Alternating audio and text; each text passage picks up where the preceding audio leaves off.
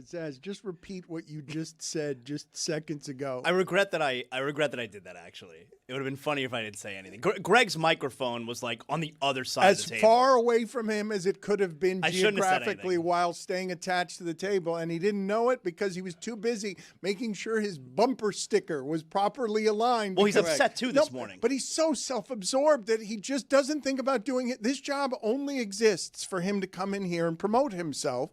And he doesn't think about how to do it correctly. But I'm worried about what's happening around here in general. Okay, I'm glad I've got Zaz and Cody today because they're longtime sports veterans. And the question I wanted to ask you, Greg, do you think the McDonald's fries maker, if he's been or she's been working there for 10 years, hates eating McDonald's fries? Do you think that that's something that happens to people? No, I don't.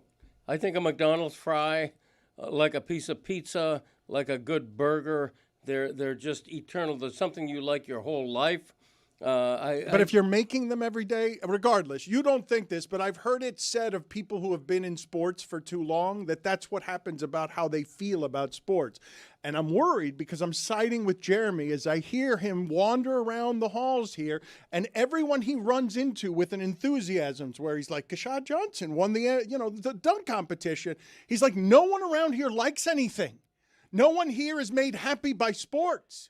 And I'm bothered that I see this happening because you guys have been around sports too long that you've just sort of, like, nothing enthuses you anymore. Everything is there to be criticized. Okay, I don't consider myself a part of the sports complaint culture. I really don't. I like to like things. But if you mentioned Kashad Johnson, that's a great story for Kashad Johnson. It's a great story for the Miami Heat.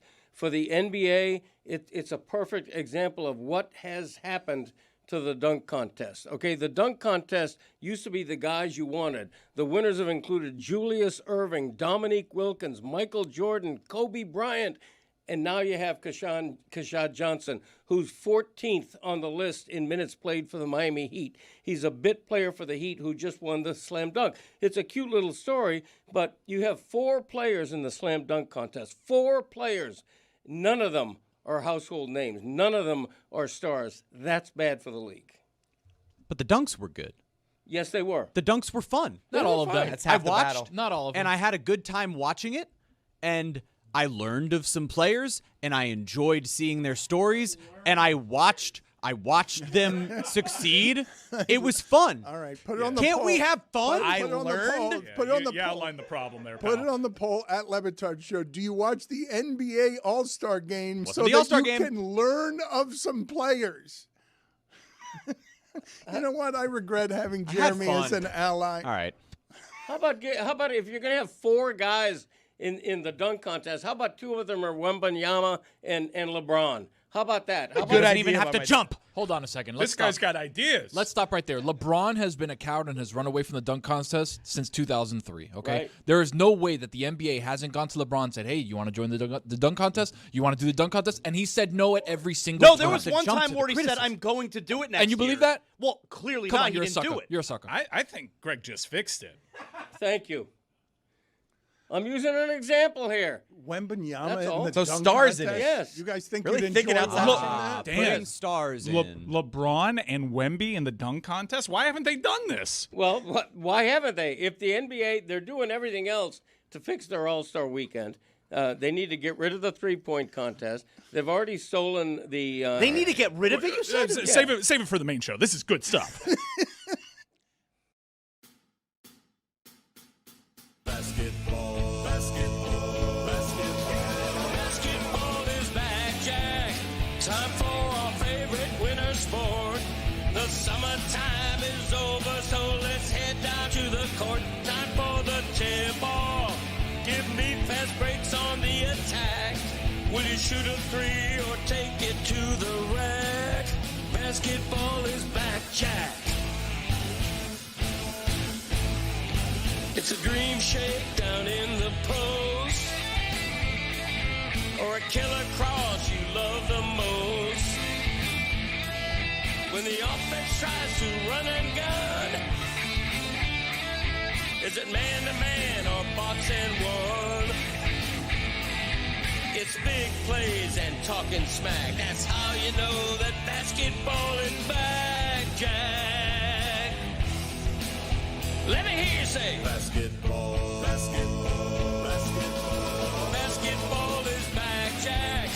360 dunks and pick and rolls. And we're gonna watch it every day till they raise the Larry O. Hard fouls and hook shots.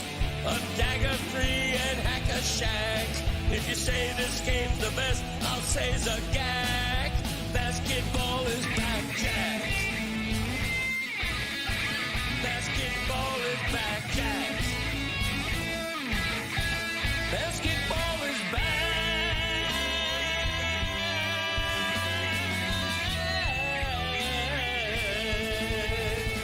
Basketball is back, Jack.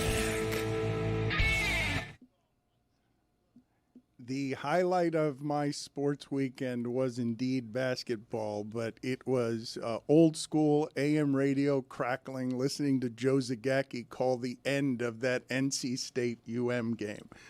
It was not the All-Star game. God, what a delight. I was transported in time because Zagacki was so mad. He was just screaming, "They're shooting blanks." He said it like 7 times because they couldn't do anything in the last 5 minutes. My goodness, we can't make a free throw. He wanted to curse so bad. And he was surrounded by a crowd that was cursing. And he just kept saying, "They keep saying it rhymes with muck." And so I'm listening, and I'm thinking of Joe Zagacki after all these years. Like, he doesn't have a co-host. Like, there's not a color man. It's just him grabbing a box, headed into enemy territory with a couple of people, and it's him doing the broadcast by himself. He's talking to himself, and it'll make you crazy. And the end of that game specifically, I know this is a funny place to start for most of you, but I can't tell you how delighted I was to hear this. Miami has no business winning this game, all right? They're 7 for 17 from the free throw line and 3 for 17 from 3 in the game. But they make a couple of steals, and at the end of the game, they get fouled, and they've got 3 free throws. And I'm saying to Mike, I don't want anybody taking these free throws. I don't want to get 2 free throws, 3 free throws, no free throws. They're going to miss their free throws. But they make the last 3 free throws of the game. And so they end up winning the game. And they're going to get into this tournament because they keep beating Boston colleges and they beat NC State on the road. And they've got 5 guys. And it's only 5 guys. Like, they cannot play with Duke. They cannot be up here with Iowa State and Arizona and Michigan. They've got 5 guys. And they just went into North Carolina and North Carolina State, and the crowd got mad at them because the crowd was chanting all game for them to bleep themselves. Yeah, bleep Miami. So I saw some reporters that just saw the end of that game because Miami scored the last 8 points. It was a pretty improbable comeback, especially because Miami, as Dan highlighted, has been the case this entire season, can't do anything from the free throw line. Is there a meaning, by the way, with the F Miami, why they're so angry? I don't know, just a conference. NC State crowds, for all athletics, are kind of good. It's a bit of an SEC town posing as an ACC. Like, it's got some juice to it, but they just don't like Miami. I guess, I understand. They love our show. It's not more popular anywhere in the United States than it is right there. Yeah, Raleigh, North Carolina, we historically did well there, especially when we were on ESPN radio. Thank you for the context. But Miami won that game and then waved goodbye to those in attendance. Absent the context of them being told to bleep themselves the entire game, sportsmanship and all that, I can get why some people have a problem with it, but it's important context. You've been told for an entire game, bleep yourself. Yeah, you wave that crowd goodbye when you pull off one of the best comebacks of the season. The school gets fined for that, right? I mean, if you're going to fine schools for storming the court, you should fine a school for an obscene chant. Absolutely. The school got fined. Miami got fined for sauntering onto the court. I didn't know that was a thing. Put it on the poll. Should the school be fined for the crowd's obscene chant? What a scold you are. An F-bomb? Come on. You're going to have 20,000 people chanting. It's a road game. I'm with them. There's got to be a line. Yeah, have some decorum. There are children. I don't think here. the F word is the line, but we got to find the line. You can do somewhere. Miami sucks. I'm shocked nobody agrees with me. No, we just did. Yeah, you have 2 allies. It should be $100,000 fine against NC State. Random number. That's twice for a court. A random number would have been $98,000. Okay, so you're fining You're fining the school because the crowd cursed. Yes. All right. Yes. You're right, Jeremy. Some people just don't like sport. Like, I don't know. I thought it was fine. He wants his children raised correctly at the sporting event. Look, if you want your kids raised right with decorum and manners, do not take them to a college basketball game on the road. Yeah, ACC basketball is not the place to do it. But it's why I took exception to what Jeremy was saying before the show when it came to the slam dunk contest. I was like, no, I was enjoying sports. There were other sports on at the time. Daytona was pretty spectacular this weekend. I want to say poor Michael Jordan. You can't really say poor Michael Jordan, but he finally wins something huge as an owner, and the scandal is now just internet optics. Because, don't make that face. Dan, come on. That's not Dan, fair. you saw the video just like I did. The kid had sans context. Sans context. I get that. Oh, sans context. I'm looking at it. I'm like, I didn't watch the Daytona 500. What I didn't know happened they to put him? ice down his All right, shorts or thank whatever you, it was. Zaz. This is important context. I should share this with the audio audience. Let's not play the video because this kid doesn't need to be in the middle of this any more than he already is. But of course, Michael Jordan, optically, it looked like while winning Daytona as an owner, he never wins anything as an owner. This is one of the greatest losers who's one of the greatest winners. As an owner, he stinks, but he's not necessarily in NASCAR and certainly not after winning at Daytona. But this is his biggest winning moment since he was playing, right? This moment. He's won some fishing tournaments. And today the conversation is about the video of him patting a kid down from behind who had a bunch of ice in his shirt, and he was sort of knocking it down. Looked like playing grab ass. And in this time of, the Epstein files, that's what happened. It didn't look great. The optics were bad online. Agreed. I don't like hearing this. It was a bunch of people that were missing the context of that. And I got to say, I was like, what's going on here? But then you realize a kid's shirt is saturated. And I think MJ and his people were explaining, no, the kid got dumped with a beverage that had a bunch of ice in it. And Michael Jordan, happy 63rd birthday. I'm sure he's loving this story as a guy that's never said anything publicly. Happy birthday to him. I don't care. Good luck. And this has gotten a lot of traction? It got a lot of traction, but the explanation, I think it's one of the best attempts to diffuse one of these scandals I've seen in quite some time, because once you apply that context to the video, you understand. Zaz, so you haven't seen it whatsoever? No, I was away, dog. Okay, I want you to go look at it. Look on Twitter. Go check MJ and then see the video and then report back to us. All right. So He hasn't seen it, Dan. Now he has the context for what he's seen. Just Those are Google MJ love of Kid. God. The two takeaways from the Daytona. I mean, that may come up MJ with, playing grab ass and a guy throwing ashes. We gotta throw that video up. All right, let's get to the ashes in a second. But before we do that, and also on the last lap, all of the cars exploded. That also. It was an incredible race. Half of the cars lost all of their ability to drive, half of them because of the number of smoking wrecks that there were on the last lap. But let's get to the ashes here because this is funny. This reminds me. This video's weird, by the way. This reminds me of It's a little weird. of John Goodman and The Big Lebowski, just sort of the famous scenes that you've thought of in life where someone decides to throw ash of a loved one. A windy day. Well, it's not just windy. It's that the cars are going 200 miles an hour and they're going to come blow something ashes. Right? For the audio audience, it's a guy running up to the Leaving track, his seat. Yeah, leaving his seat. He's inhaling his father. It looks like he's like, I want to put my dad's ashes out on the track, and he tries to throw it to this, and it just backfires all in his face, and he ends up. This video is art because this is during the finish of the Daytona 500. There are cars wrecking everywhere. He is taking this moment in time to throw the ashes there. Mike, this is one of the great sports photographs ever taken. It's not just look behind. Flames. Look at the amount of fire in There's the a car in the background. grass. There's a car in the grass as if it's Talladega corners. Nights. That's correct. And this man, Zaslow said it correctly when he said that man just inhaled his father.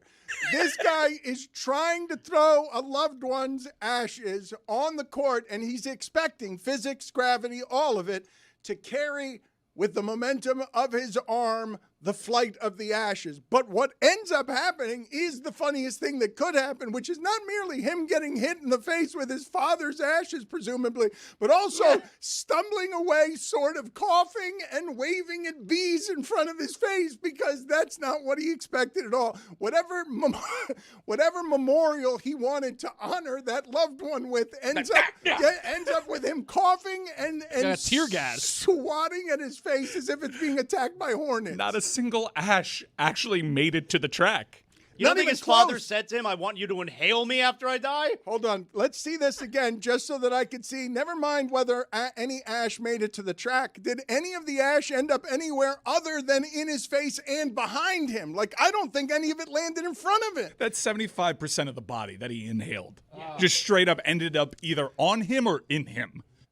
And how do you feel after you've left that circumstance? Can you guys walk me through how you believe? Let's imagine the rest of this scenario. You're not out there by yourself. You've told loved ones, Daddy loved race cars. He loved racing. He's going to forever enjoy that we're going to be able to share his final memory of the things that he loved in life on this track. Now you come back and you haven't thrown any of it on the track, just on an adjacent sort of asphalt. So now you haven't honored your father at all. You've just got ashes all over the track, barred from getting through the cage where the track is housed. How do you think this goes over with the family members and everyone else when he comes back and he's like, I think I screwed that up? Do they soothe him? It's okay. It's how Daddy would have wanted it. It's probably not all the ashes, right? It's probably just a handful. Right? It looked like a lot of ash. You don't throw the whole urn out there. His throat is raspy this morning, and people are like, you coming down with something? And then he has to explain, no, I inhaled my dad. How does this go over like today? Can we try and get that person? Can we Already efforting. Let's go after the Baylor kid who hit 3 grand slams too. I want to talk to in a game, a college baseball game. It didn't have 40 runs. It had 15 runs. His team scored 15 runs. He had 3 grand slams. That doesn't make any sense. It's so cool. That's pretty good. See, Crazy. I can't criticize that. That's great. Good for him. Oh, but he uses an aluminum bat. Demerit. Got to use a wood bat. They should go back to wooden bats. I hate the ping. Got to have the crack. See, all he needed was the opening. That's right. He's gone very negative in his old age. Let's get some subject matter, though, for him that always brings out the Homerific stuff in him. He's written a column for the Miami Herald saluting the new regime for fumigating the place, for getting rid of Tyreek Hill. They gave him an extension 18 months ago. Quiet as it's kept, Bradley Chubb's gone, too. He was the last piece. Remember that? Final piece. They actually gave him giant money as a final piece. All we need is pass rush. This will win us the championship. Right. And he had 8.5 sacks last year, which led the team after missing the entire 24 season. But it's all money related. You know, they're trying to save on cap space and get themselves up out of trouble because they know that they may have to cut Tua without a trade partner and end up eating almost $100 million. So you wrote that it's long overdue. This is horrifying to me to watch. 25 years in of this again. You just 18 months ago, you told me Tyreek Hill was the future and that this was going to be the offense, and you gave him all sorts of money. Now he's guaranteed $35 million. I got Mike Florio saying every team wants him. Chiefs want him, Patriots want him, Bills want him, Chargers want him, McDaniel wants him. Like, how do you get to the point? Ravens want him.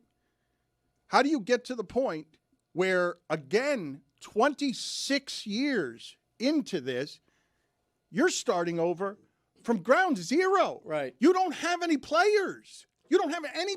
You've got Achane, and you don't have any players. Well, you have Jalen Waddle and a few others. I mean, they're not starting from scratch, but when I say that this is a complete rebuild, it's that there's no Chris Greer anymore. Like that's significant that they finally got rid of the GM who was at the center of all this 20 years of failure. Greg, forgive me for this because Bradley Chubb, was brought in as a final piece for the Dolphins to think it's some sort of addition to fumigate the entire place, get everyone out of there, get rid of everything that revolves around the past, and start over with no players that anyone has any allegiances to.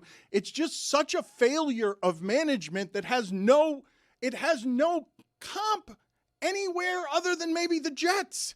Like, and the Jets made, in the last 25 years, the Jets made it deep into the playoffs. They're going to be so bad next year. I'm talking like 2 or 3 win kind of, like number 1 overall pick kind of bad. And it's going to be really difficult to judge if Jeff Hafley has any idea what he's doing. They're going to be that kind of bad. But that's how Flores did it. We thought they were going to be that kind of bad, and then they ended up winning a few games, and it was like, great coaching. Coaching is great. Look, they've got young promise. But I'm more frustrated by the idea of this is as big a rebuild as I've ever seen around here. Oh, but Flores' first year was that 7 years ago. It was the same thing. And you're acting like they didn't need a big rebuild. I'm not acting like anything other than I can't believe 26 years in with no playoff appearances this century that the answer in 2026 is I'm not complaining that it's so. I can't believe it's so. Seems like you're sitting on the fence, though. Like, if Greer was still around, I feel like we'd be criticizing that, too. Yeah, I want you to be clear. Are you arguing for now's the time for cohesion, or you're just frustrated as a Dolphin supporter that they find themselves yet again here at a rebuild? What I am saying that is startling to say out loud, once you've waived Tyreek Hill and Bradley Chubb, you have announced to the entirety of the league that you're in a position that none of them are in. It's basically the Raiders, the Jets, maybe Cleveland, even the Titans have hope at quarterback. Like, you're in a position as the Miami Dolphins after 25 years of being rewarded for not being good enough, because the teams that aren't good enough get rewarded for that. 25 years of those rewards, and we're starting all over again, all over in a way that doesn't have players on the field that anyone cares about. That situation was not announced yesterday with Tyreek Hill and Chubb leaving. That situation was announced when they fired Greer, when they fired McDaniel, and then when they got to a point where they were in dire straits money-wise. I mean, they just had no choice but to they saved $56 million. I know nobody likes to talk about the salary cap. They saved $56 million Monday against the cap. Here's the problem. Why? Because they may end up eating $100 million with Tua. And so if you want to celebrate accounting on this day, I will remind you Miami gave up a 1, a 2, 2 fourths, and a 6 for Tyreek, and a 1 for Bradley Chubb. Yeah, the old regime did, which is why the old regime isn't here not anymore. A postseason victory to show for it. It is an apocalyptic failure of management. Former management. You're right. What you're hearing in my voice is just frustration about the idea that Bradley Chubb played what was final piece years here and don't remember a play he made. I'm not saying he didn't make plays, because he did have sacks and he did make a few plays, but his career as a final piece has no playoff victories. It's weird when I tell you he was here for 4 years, right? Like, it doesn't seem like he was here for 4 years. It doesn't. That's a long time. The Tyreek Hill thing, I would argue, worked out. That was a good acquisition. He had 2 great seasons. Yeah, that was a successful acquisition. I think we'll look back on Tyreek Hill's time here and say that he was a major positive overall. Like, you look at the last 2 years on the field. Yeah. No, I mean he's in the gutter off the field. All right, but he was sports washed, at least in part, because the first 2 years he brought a hope that hadn't been seen around here since Marino. I mean, I think he's the 3rd greatest offensive player the Miami Dolphins have ever had. I mean, Marino's obviously number 1. I think Ricky's number 2, and then Tyreek Hill's number 3. If you want to switch Ricky and Tyreek, fine. Wow. But top 3 offensive player of all time, and those first 2 years that he was here are the best 2 years you've had as a Dolphin fan this century. Right. And he was like right at the center of it. Okay, and they still didn't win a playoff game. How many times do the Dolphins have the best offense in football? Right? Like, go back 20, 30 years. You got to go back to Marino somewhere in the late 80s. Somewhere in the late 80s. And then this guy, with a quarterback that you're going to end up eating $100 million dead money on, those 2 guys with the coach that you fired schemed up an offense that scored 70 points against one of the best defenses we've seen 2 or 3 years later. Right? Like, this era of Dolphins football is kind of encapsulated in that one game, Broncos versus Dolphins, where the entire trajectory of both franchises changed at that very moment. I am confused, though, with I read your column this morning, Greg. How about that? I read your column. And I am confused with your overall stance on it, that it's long overdue, this rebuild. Which, by the way, they did attempt to do this rebuild 7 years ago, and they were in a much better spot then, because there's no Laramie Tunsil on this team. There's no head start to rebuild with Laramie Tunsil.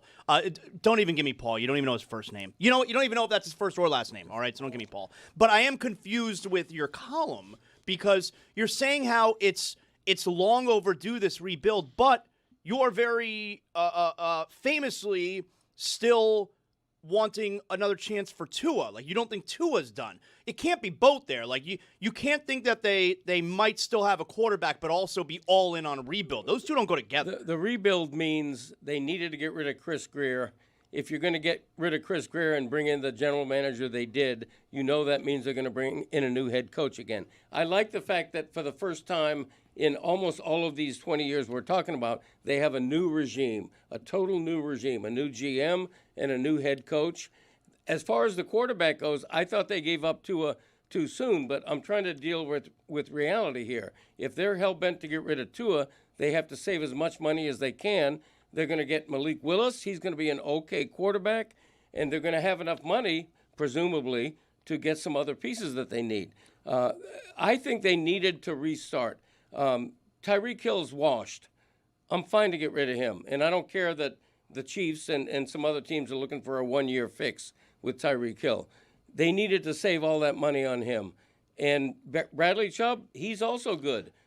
He's good, but the money offsets that. You traded Jalen Phillips at the end of last year. The part that I want to put in front of you guys, because I don't think it's overreaction of the day, when I say the present predicament where you've got so much money tied up in a quarterback that you're not going to use and you don't yet have a quarterback, right, puts Miami in a position I've never seen them in. There's no reason for fans to have an allegiance to a player on this team. Okay. You've got Achane, you've got Waddle, and then you're like, what's here after 26 years of all of this? What's here that I'm supposed to care about? I've never seen the franchise in this particular condition where the longtime Homer columnist is saying, yep, cleanse the whole place. It's long overdue, and there's no hope. Like, maybe Malik Willis will be a good quarterback. He's young. Maybe they'll figure out something, a way to 6 wins or something like that. But I don't think I can remember seeing it like this, where it's not just that you don't have a quarterback. You don't know who your next quarterback's going to be. That quarterback is strangling you with a salary cap, and you don't have any players anybody else wants. Yeah, and everything you say is the fault of the old regime. Give the new regime a chance. I don't know who you're complaining against, because the people you're complaining against are all gone now. What I'm saying is that they've left the Dolphins in a position that very few teams in the history of this league have been in. Correct. Which is why they have a new GM and a new head coach. I'm just saying the Raiders have, to show for their recent misfortune, they have a tight end and a running back. And the number 1 overall pick. Like, there are reasons to hope there. Like, Cleveland's an eternal mess, but they're worse. You can point to them and say, well, Myles Garrett's fun. They're actually not worse, because Myles Garrett could be their Laramie Tunsil, and they can get a head start on rebuilding. They do have a Pro Bowl quarterback, too. That got to you late, huh? It did. I had to catch up to that one. What happened? What happened? Let's not over-exaggerate by saying the Dolphins have nothing. They have one of the best, fastest running backs in the league. Jalen Waddles is a good wide receiver. They have a Pro Bowl center. Not that anybody pays attention to the offensive line. They do have some pieces to build around. Greg, you got 53 roster spots. Right. There have to be a couple of players on there. I'm saying that look around the league and look around the history of the Dolphins and give me all the times they've been in this position. This particular position, I'm going to say they've never been in it. I think this is the worst. Yeah. I think we all agree. The disagreement is that I think I'm giving the new regime a chance, and I'm saying Monday was a good sign by getting rid of a lot of older players. Well, who's not giving the new regime a chance? $55 million. I think everyone's giving the new regime a chance. Like, who's not giving them a chance? I mean, Dan's acting like they're partly to blame. Look, this all you're hearing in my voice is the frustrated analysis of where they find themselves. The people hired to do this are part janitor, part fumigator. This is the job. I'm just frustrated that this is the disrepair that this franchise has been left in after 25 years of rewards because you're not any good. And so you're getting people in the NBA tank to get some of the advantages that the Dolphins have had because they keep stinking and not making the playoffs. You're supposed to get better with you're supposed to have more than what you just said when you've traded, when Waddle's your top 5 pick. This Waddle, when you're picked the way Waddle is picked in the top 10, Waddle has to be a star. Waddle is at almost the bare minimum of what that pick is giving you in terms of value, because you're paying him plenty and you're getting not a number one receiver. Okay. When you take everything into consideration, including the salary cap situation, do you agree or disagree with them getting rid of Tyreek Hill and Bradley Chubb? I mean, they have to get out from under the mess because they have to save money. So you agree then? So, okay. I'm just looking at I'm looking at what happened yesterday and the inability to get anything in the name of value for anything that represented 18 months ago. The answer. You extended Tyreek Hill 18 months ago. They don't have anything that has value. That's why I keep bringing up Laramie Tunsil. Like at least that rebuild, you had something of value to get a head start. Like if they were to put Devon Achane on the block, yeah, he has value. Okay, but like what does that mean value? Like what would you even get for a running back? I don't know that you would get that much. Okay, but the larger point is that Tyreek Hill and Bradley Chubb had no value. I'm surprised. Well, what they should have done, they should have traded Bradley Chubb at the trade deadline. Like you cannot convince me that Bradley Chubb had no value, that you couldn't get anything. And Tyreek Hill, after he quit in the locker room and said, "I don't want to play with these people anymore." Yeah. Like, and that's not this regime's fault. They weren't here, but like it's crazy that it ended with just getting rid of these guys. Right. One of them that you extended in Tyreek Hill, and you're getting rid of him for nothing. And Bradley Chubb, who was having a good season, and now you're getting rid of him for nothing. And I'd still like to have Jalen Phillips if I were the Dolphins, but the old regime traded him to Phillips. But at least they got something for him. They get like a second. They got something for him. Not a whole lot, but. My apologies to Zach Sealer for not celebrating more of his work. Workman-like work at the center of their defense for all of these years. I salute you, sir, as a defensive tackle. I give you my praise on a negative feeling analysis of a team that I can't remember being in this particular position. Bruce Sherman, though, came out of hiding. I threatened to smoke him out many years ago, never succeeded. He's a very wealthy man, and they can hide, except they come out for spring training. They come out, and they look like this, and this is the kind of stuff they do. I actually think that the Marlins are in pretty good hands, but not because they're his hands, because he's finally put it in the hands guy next to him of Rays people. Yeah, just give it over to the Rays people. And I love how he's standing literally for the audio audience. Bendix is standing right next to Sherman. Yes, and he's a young man, and he's one of these young men who are running the sport by finding value, like doing what the Dolphins weren't doing, right? Because anybody can go get Tyreek Hill and Bradley Chubb and give them money. Like that's really, it's not. There's not a skill in that, and there is a skill in what it is the Marlins are attempting to build. But Bruce Sherman has been smoked out, and this is what he has to say. I understand the rules very carefully. I'm an executive council of Major League Baseball. Of course, the Marlins are going to be on the executive council. We will do what's requisite given our revenues and given who we are as an organization. And I'm excited. I'm not in this for a profit at all. We haven't taken a nickel out of this in 8 years. We just keep putting money in. Okay, and I'm happy to do that. And the ownership group is pleased to do that. We want to win. W-I-N, period. Ooh, he backed away from the mic, and Greg Cody gave him the back of the hand. You remember the back of the hand from last week? The ultimate disrespect that Greg Cody gives. He spits at the Bruce Sherman sound, spent a nickel. You haven't spent a nickel either. How long have we been listening to Bruce Sherman say the exact same thing to open every spring training? Teams do both. Teams go through the farm system and develop players and also spend money. If Bruce Sherman would start spending a little bit of money to get, for example, a free agent bat during the offseason, I would have more respect for him. Instead, and I think Bendix is doing a good job, but if you're a Marlins fan, you're waiting for a future that never seems to get here. We were talking on Friday. Your father doesn't have a greater dismissal than the back of his hand. Like that, I think it is the most disrespectful thing that he does when he's done with people talking. Here's a little more Bruce Sherman. He doesn't talk very much. He hid behind Jeter. Jeter ripped everybody off while he was down here, and he does not talk very often, but he does know how to spell win. Doesn't know how to do it, but knows how to spell it. Extraordinary expectations for the team for next year. We talked to the players. This investment we made in free agency, by the way, 4 players spent over $20 million. I think it's done with extraordinary care by the gentleman to my left and his entire organization. A lot went into that. The $150 million plus we put into all these facilities, which a lot of you don't see, is truly extraordinary. As that relates, our expectations are to be extremely competitive and continue this path to be successful every single year. And success is not measured by the games in September and August and July. Success is measured by getting to the playoffs continually.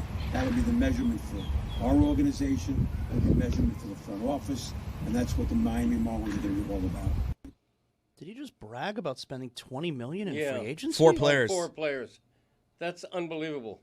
You say that's unbelievable, but the one time they have spent was on Avisal Garcia. Like some of the worst money ever spent by this franchise. Right. They did actually spend it one time, and I think they've got post-traumatic stress disorder. Yeah, they gave him 4 years, $53 million under Jeter in that group because Jeter reportedly, according to Barry Jackson, looked Avi in the eye and said, that's a guy who wants to be here at a breakfast. But look, part of the reason they didn't spend a lot this offseason, there are multiple factors here. One is that they have young position players at every spot, and so spending on random veterans that will block those players from developing after a lot of those guys had success last year would make no sense for your organization. Number 2, going into an offseason where there's likely going to be a lockout or collective bargaining issues, dishing out long-term money, particularly to guys outside of the organization, would make no fiscal sense for pretty much any organization that isn't one of those top 5 or 6 in payroll. So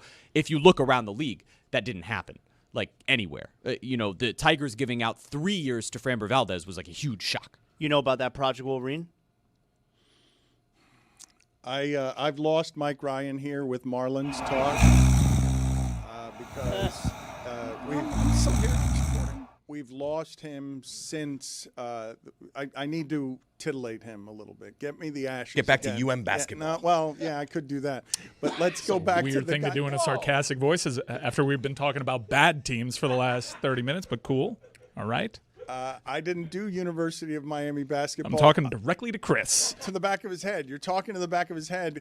Look. Can't turn around. My back hurts. If I can't get you excited about Joe Zagacki calling the last 5 minutes of a game in which NC State was down 5 and went on like a 9-0 run, and then Miami closed with an 8-0 run, and Zagacki was just screaming at everybody and saying again and again, the crowd keeps saying something that rhymes with muck.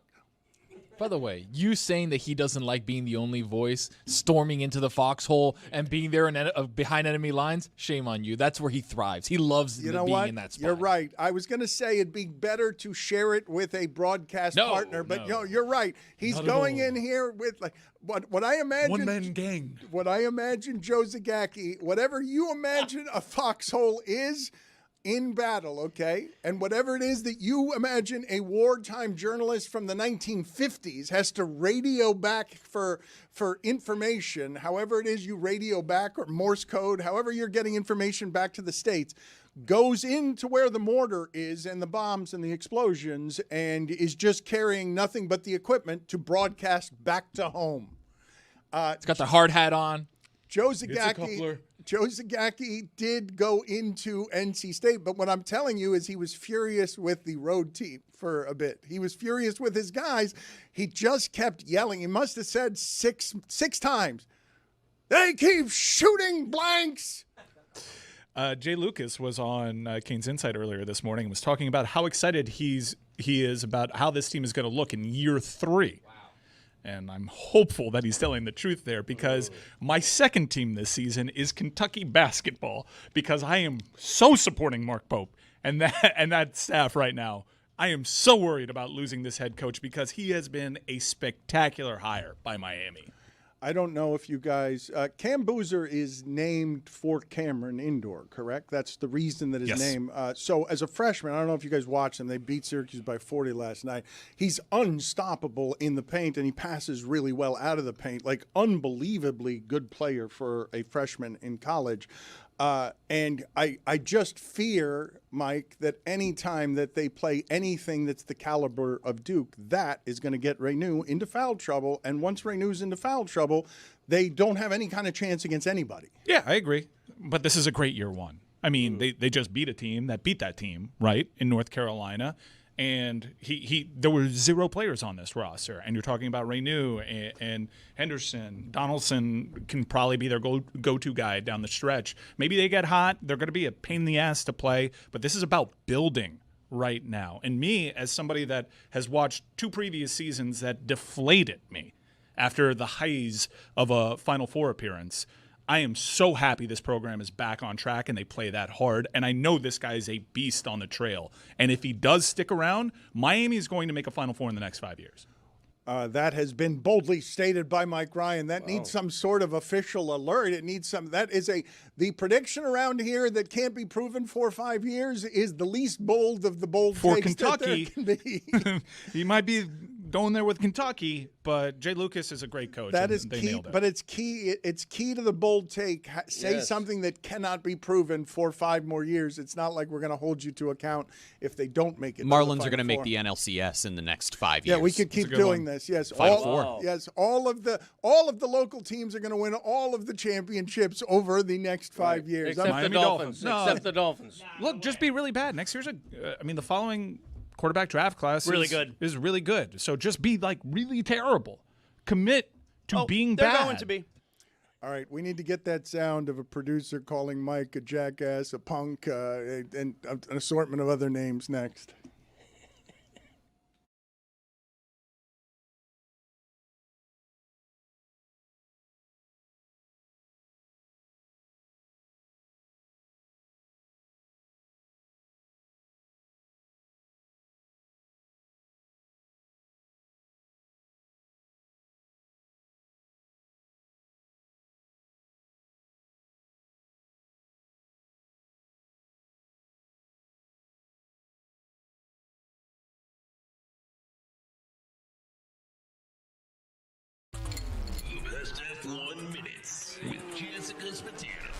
After a blank space on the calendar, Formula One is back in Azerbaijan despite its reputation for tight corners and narrow roads. F1 is putting a sprint race in Baku. On Saturday, Charles Leclerc is fearless in pole position as the sprint begins. But at the start, London boy George Russell delivers some karma to Max Verstappen, making him a move to push him wide. Max is red, but George says, "Don't blame me." Number 22, Yuki Tsunoda clips the wall and loses a tire after just 2 laps. At the restart, Sergio Perez has a lead with 5 laps left. It's time to go. Checo wins the sprint race, but Max and George have bad blood when the race ends. You guys see what I'm doing yet? Will there be vigilante shit on Sunday? This Max, is amazing. You need to calm down because it's lights out and away we go in Baku. Sparks fly, and Verstappen is driving like he's in a getaway car and pulls out into the lead. Long story short, Nick DeVries has a glitch and a safety car ensues. Perez is in the lead after a slew of pit stops, but he's not out of the woods yet. The one driver, Max Verstappen, has speed, but that's when Sergio Perez says, "Bye-bye, baby." As the race ends, Esteban Ocon goes into the pit, but the mastermind race organizers have let press onto the treacherous pit lane. This is why we can't have nice things. 7-time champion Lewis Hamilton finishes in 6th. The last great American dynasty, Haas, finishes out of the points, but today was a fairy tale for Sergio Perez. Verstappen finishes in 2nd, which is better than revenge. 1-2 for Red Bull is nothing new. They don't have champagne problems on the podium, but the anti-hero Max Verstappen is only ahead in the Drivers' Championship by 6 points. Fernando Alonso and Taylor Swift rumors are swirling.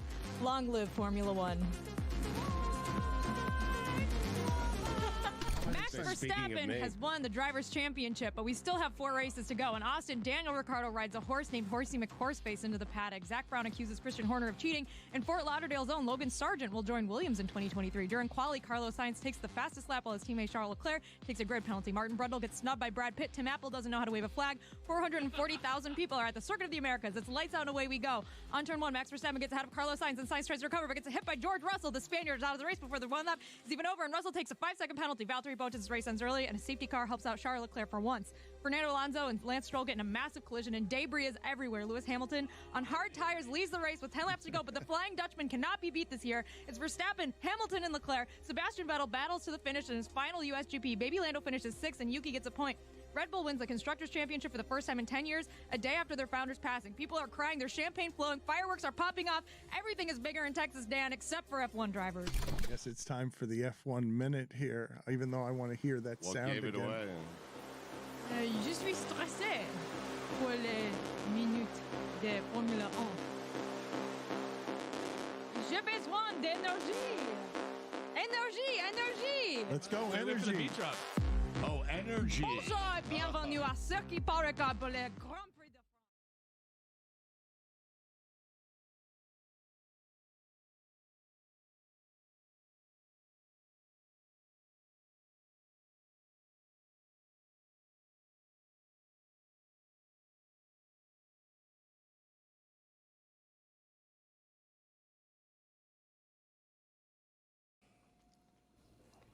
This episode of the Dan Le Batard Show is presented by DraftKings. DraftKings, the crown is yours.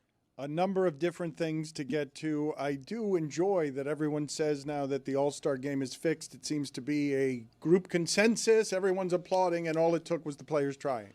Yeah, That's trying. Yeah, that's all it took. Thank you, Wemby. Yeah, that's all it took. Oh, they tried a little that bit, guy. and yeah, when they try, it's fun to watch. He's the best.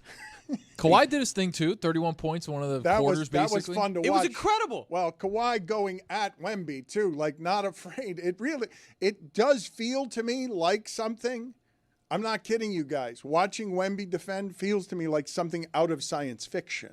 Like something Kawhi trying to figure out a way to, how do I step back on this when his arms reach down to his ankles.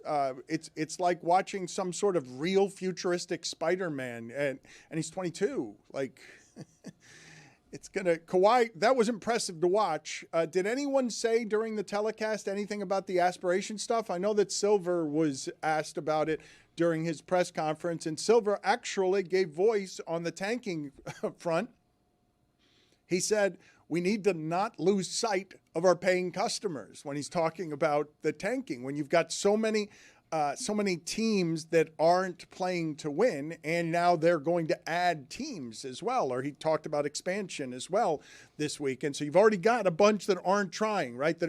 You've basically got about 10 teams in the league that just exist so that your team has a home game to play. Right. Yeah, exactly. The tanking thing is a whole different matter. That's why they needed this to hit a home run in this All-Star weekend. They needed the All-Star game, and you saw the TV ratings almost double what last year was. Well, there's a reason for that. Well, no, I mean the reason for that is because they went from being on cable television to over-the-air broadcast television. Yeah, and that's a major difference. You're right, and they're surrounded by the Winter Olympics on the same network, which helps because the Winter Olympics have been a big draw. But the U.S. versus world thing did work.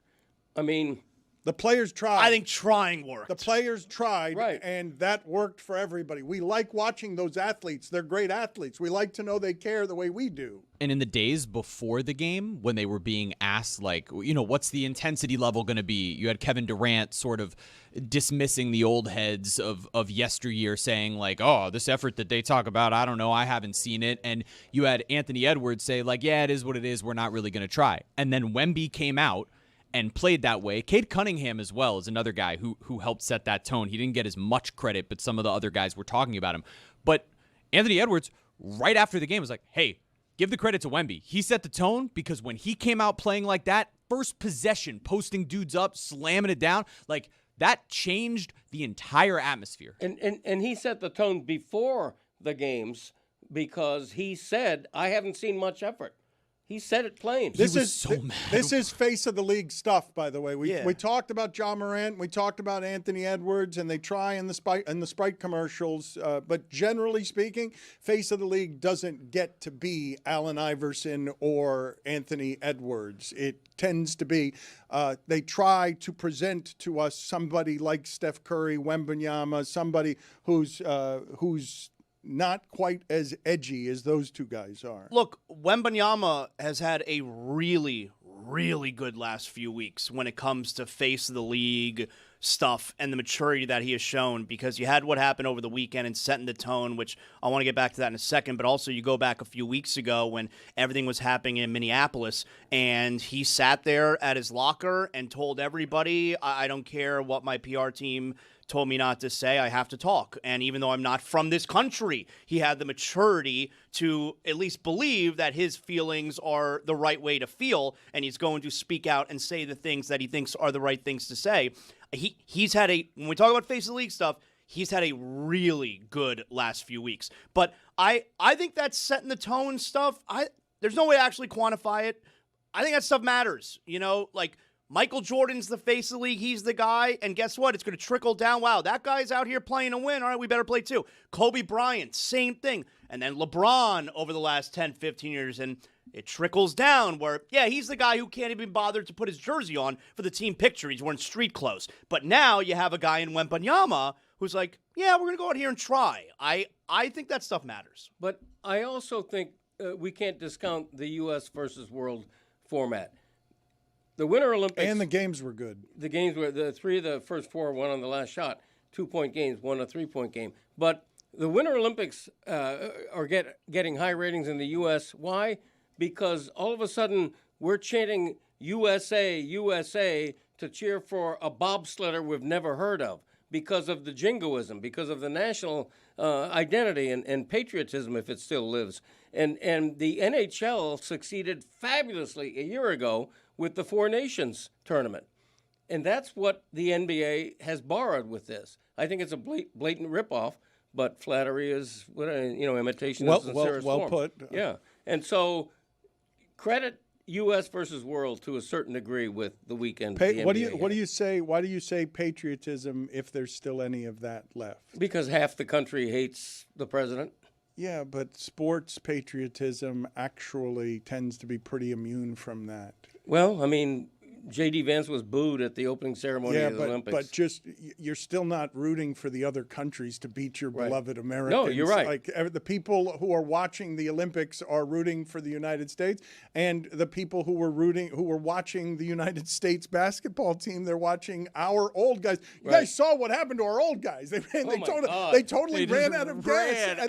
It's like 29-2 at one point. Oh my God! The old guys had nothing left at the end of that. But it is fairly funny and true to say they revived the whole thing merely by caring about it, by actually treating it as if it matters. It's a legitimate complaint to have about the league, and Silver gives voice to it when he says the amazing quote to me of, we can't lose sight of the people who pay for everything. Like, because they have. You can't have everyone. You know how rare it is? Football went through this for a while, and then they just changed all the rules where we're watching Brock Osweiler and we're saying this stinks, this isn't any good.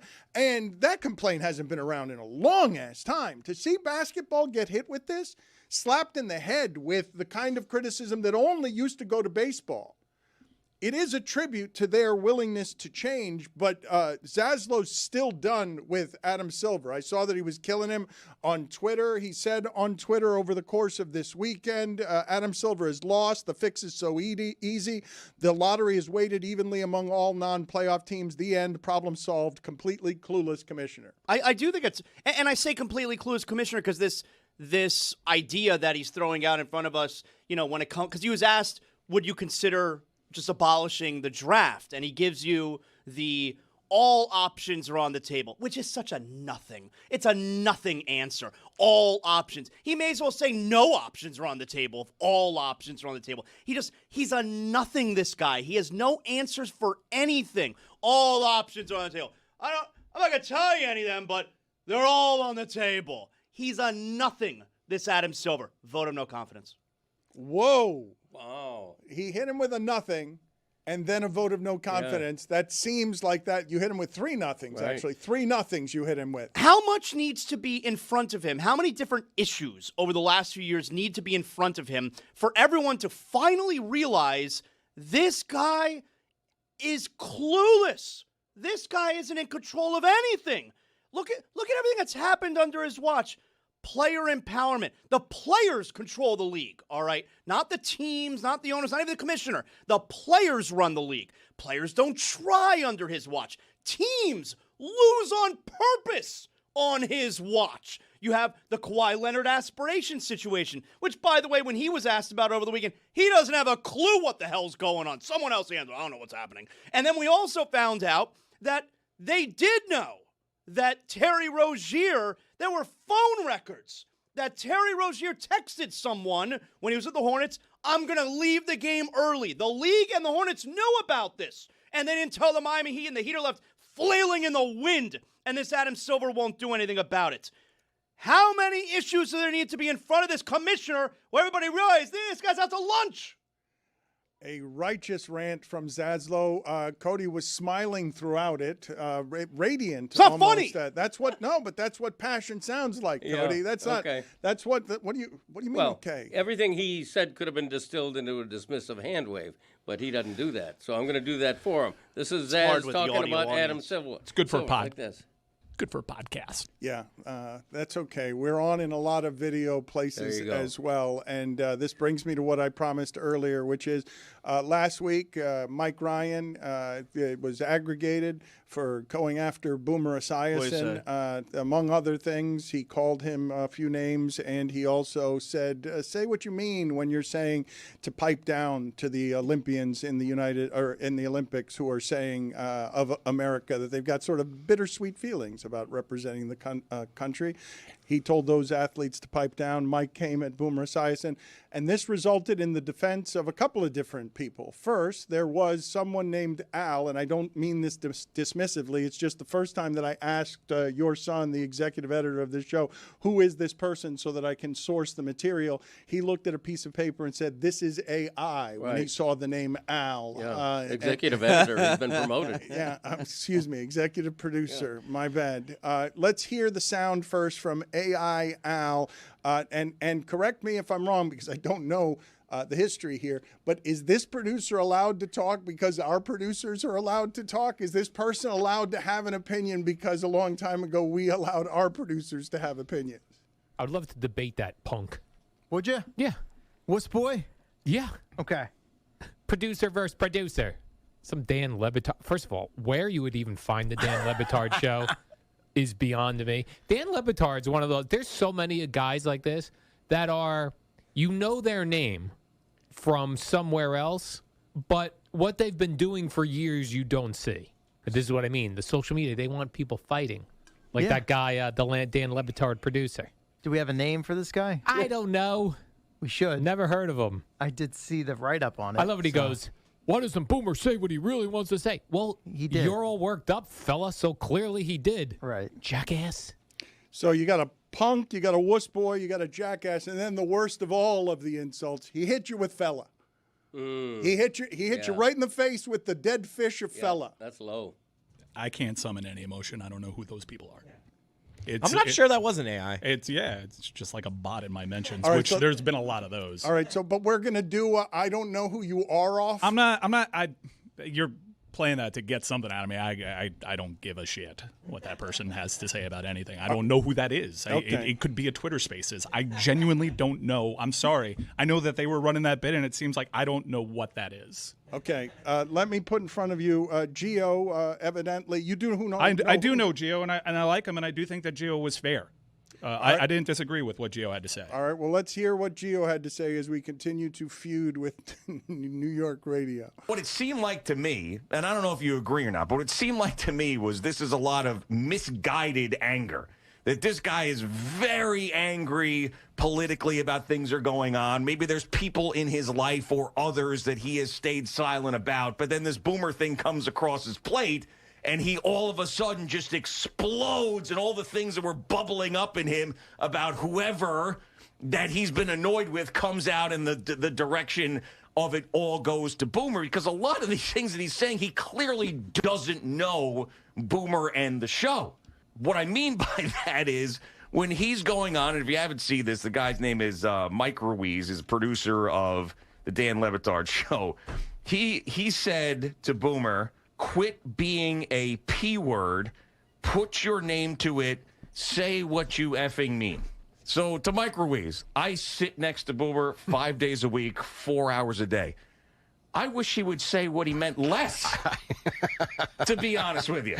Yeah. So you don't know what you're talking about. Now, I'm never, ever going to tell Boomer, stop doing this, stop doing that, whatever. But there are times where he'll jam politics into conversations that I'm like, that was unnecessary. And taxes. Yeah, and that was unnecessary. Yep. And I'm like, now I got to find a way out of it, but that's what he wants to do. He's earned that ability to say all of these things that he wants with this platform. But to sit here and say that he is on here giving you some sort of coded message because he's afraid to say what he wants and he's a P word is just completely misinformed. It's wrong. Okay, I think what was outlined was something that was factual and that I did reach a breaking point. And Boomer was an amalgamation of a lot of people like Boomer, and Boomer himself included, that wade into these waters just to scold what is obviously opposition, because Boomer does not have these takes when the UFC is on. I've been to 3 sporting events that Donald Trump's been at. 30% of these post-fight interviews at the UFC are all glowing in praise of Donald Trump. Donald Trump injects himself into NFL broadcasts, Army, Navy, often pushing lies. I'm a college football fan. I'm a NASCAR fan. I'm a WWE fan. I'm a FIFA World Cup fan. I cannot watch a FIFA World Cup draw without some BS peace award being handed out to the president. And for Boomer Esiason and others like him to only venture into these waters when someone says something pretty innocuous. You want to talk about it like a triggered snowflake. The Olympian was asked a question, and all he said was, I feel conflicted. And yet, that's when you decide to inject politics into the conversation, because that's when you don't want sports and politics. But it's probably to mesh. accumulation from him, though, not just that one medal winner saying it. We've seen that forever. I don't doubt not it. forever, for the last few years. Yeah, I don't doubt that Boomer doesn't like it when he has to be confronted with political opinions that don't match with his. They won. That side won. And I don't just mean the election. I mean sports stopped speaking out about these things. There have been plenty over the last 4.5 years, plenty of issues that athletes would have taken a stand in the 20-teens that decided, no, we're not going to do that. They have made people like Boomer and other MAGA conservatives feel more comfortable, even though they can go ahead and inject politics into the discussion whenever they feel like it. They just don't like other people's politics. And given the state of the nation right now, where people are being shot, where Americans are being unjustly detained and surveilled, where people with proper paperwork are being deported and put into camps. Some of these interviews with people, like I heard an interview with an Irish national that was being detained there, and how according to this person being detained, some of these guards are assaulting some of these people, these detainees. Some of them don't know where they're going. One day they're just put on a plane and kind of disappeared. I think that I respect other people's opinions because I have to sit there and take it when it comes to sports. We can disagree, but if you're just trying to shut up one side because it makes you feel better and it helps you sleep at night, that's where I take issue with it. Well, if you keep it in sports, though, what you're saying when you tell our Olympic athletes to pipe down, even if you just want to keep it in sports, Florida has been deemed to be a place, according to human rights organizations, that is not safe for international tourist travelers before the World Cup and FIFA, because people are being detained. Some of them U.S. citizens. People are being detained and questioned. Some of them are being sent out of the country. So pipe down. The answer has to be no to that. And the person was answering a question. Like, everybody, look, I'm sure Boomer felt conflicted about what was going on in the nation. It's probably why he voted and many other people voted for Donald Trump, because Donald Trump as a candidate and as a president talks nonstop about how bad this country is. You weren't confronted with anything. You were confronted with an overwhelming popular opinion. Donald Trump is the least popular U.S. president of all time. Plenty of people are upset with what's going on. Plenty of people are conflicted. In fact, those Olympians were insulted by the sitting vice president, told essentially to pipe down. So yeah, I take issue with that. And I'm allowed to speak my mind the same way that you are. And all you're complaining about, and others like you, and nameless producers and other people with varying levels of bedside manner, you just don't like what I have to say. And you just want to be able to say what you have to say, silence other people's opinions, and be able to feel comfortable at night. And I'm not going to do what you want me to do, which is shut up about it. You're all worked up, fellas. I hate any version of telling an athlete, shut up and play, shut up and dribble. I love it when athletes speak out no matter what they're saying. They're human beings. I loved it when Wembanyama was outspoken about what's happening in Minneapolis. I loved it 10 years ago when LeBron and Dwayne were speaking out about Trayvon Martin. You know, it's real life. These athletes... You love it, but you're aware that that's divided, right? You love it, but you're not the popular opinion there. Like you love it, but No. The opposition also loves it just when it agrees with their ideology.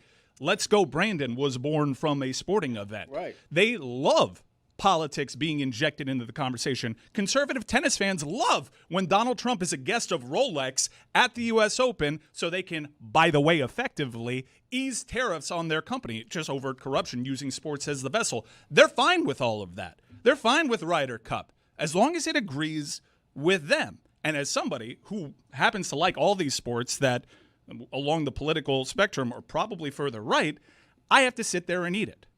I have to.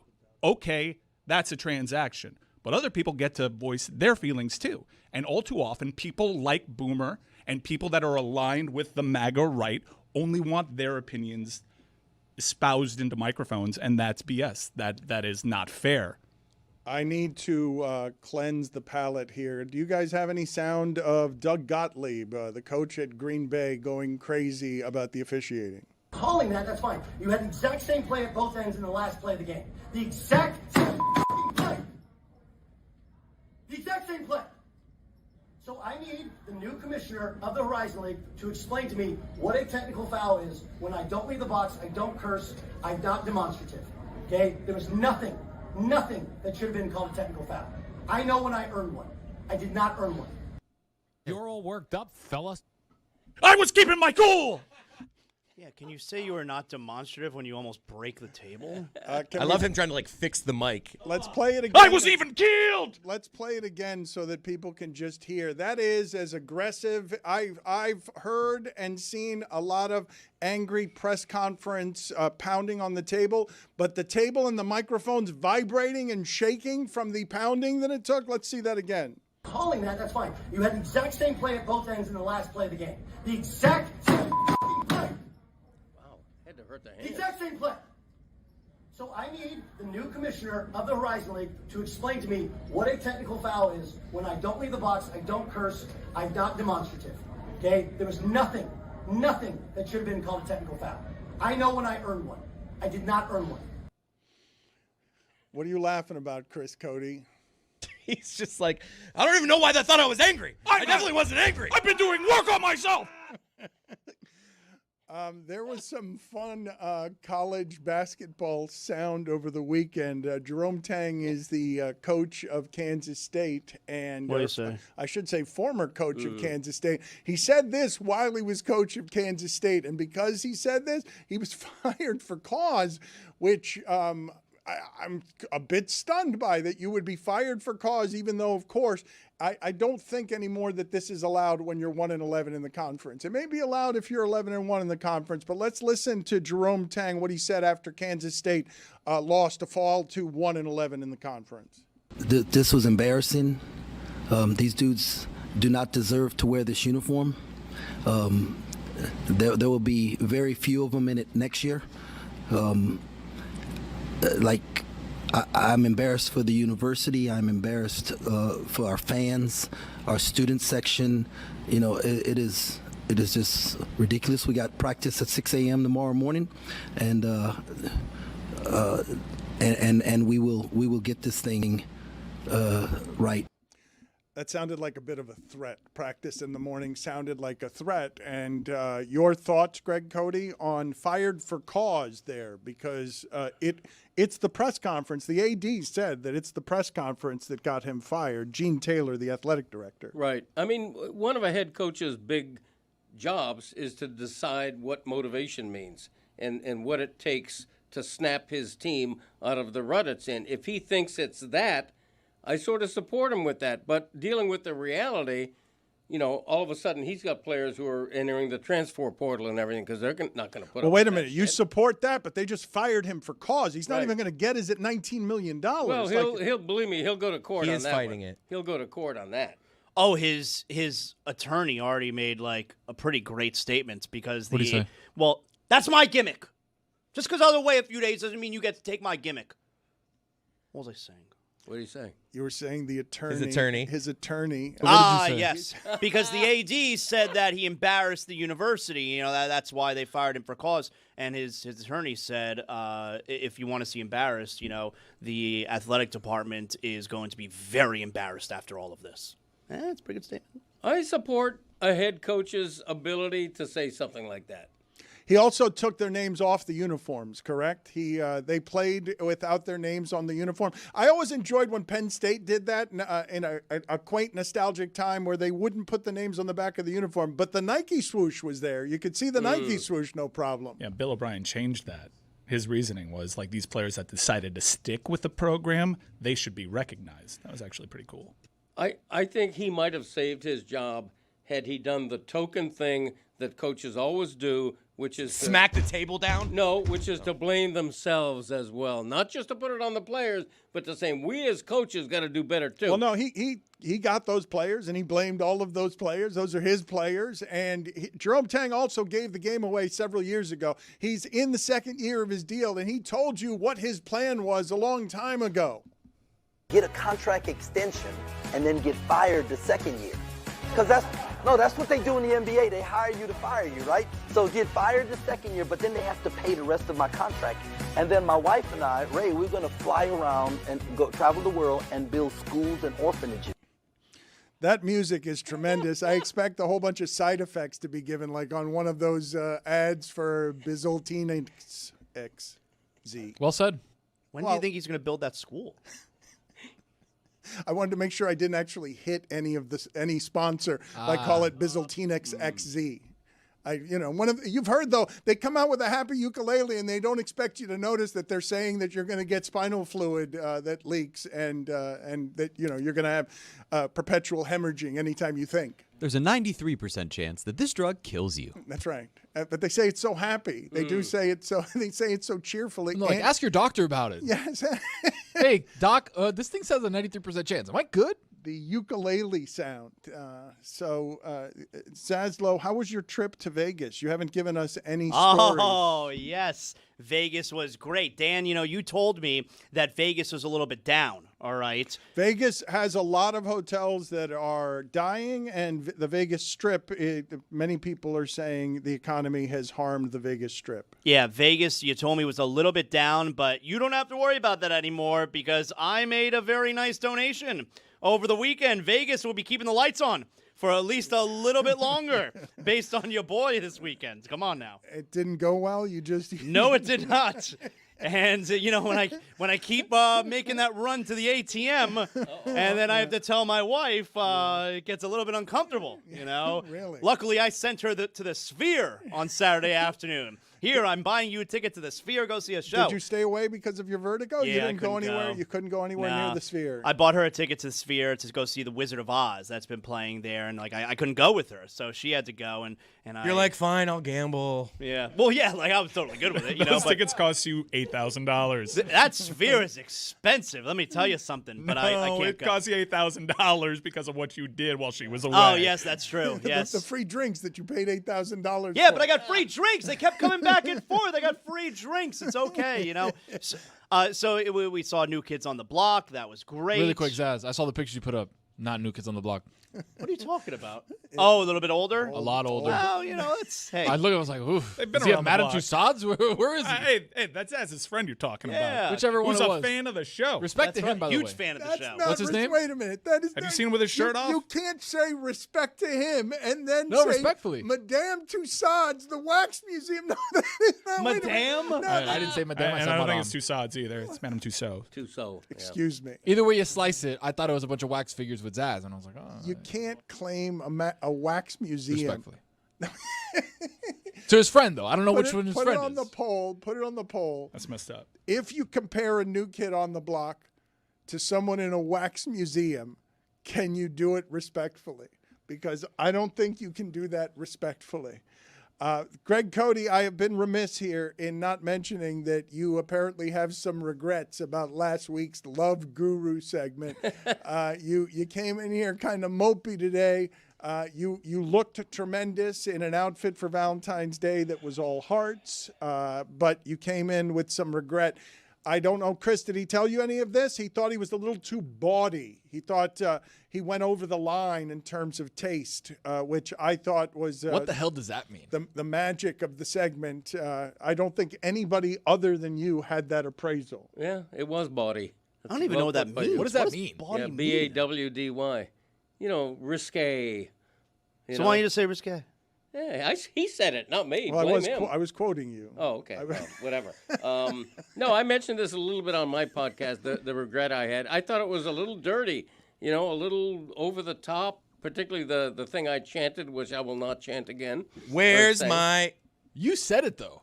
I know. Wait, that was a real thing he said? I saw that on social media. Yes. I thought somebody was joking. Yeah, he said that? Somebody asked him where to find it, and he said, "Where's my?" Sheesh, Greg, that's inappropriate. That's awesome. That was my concern. Damn. That is. I wish I was here for that. Not appropriate. Okay, that was my concern.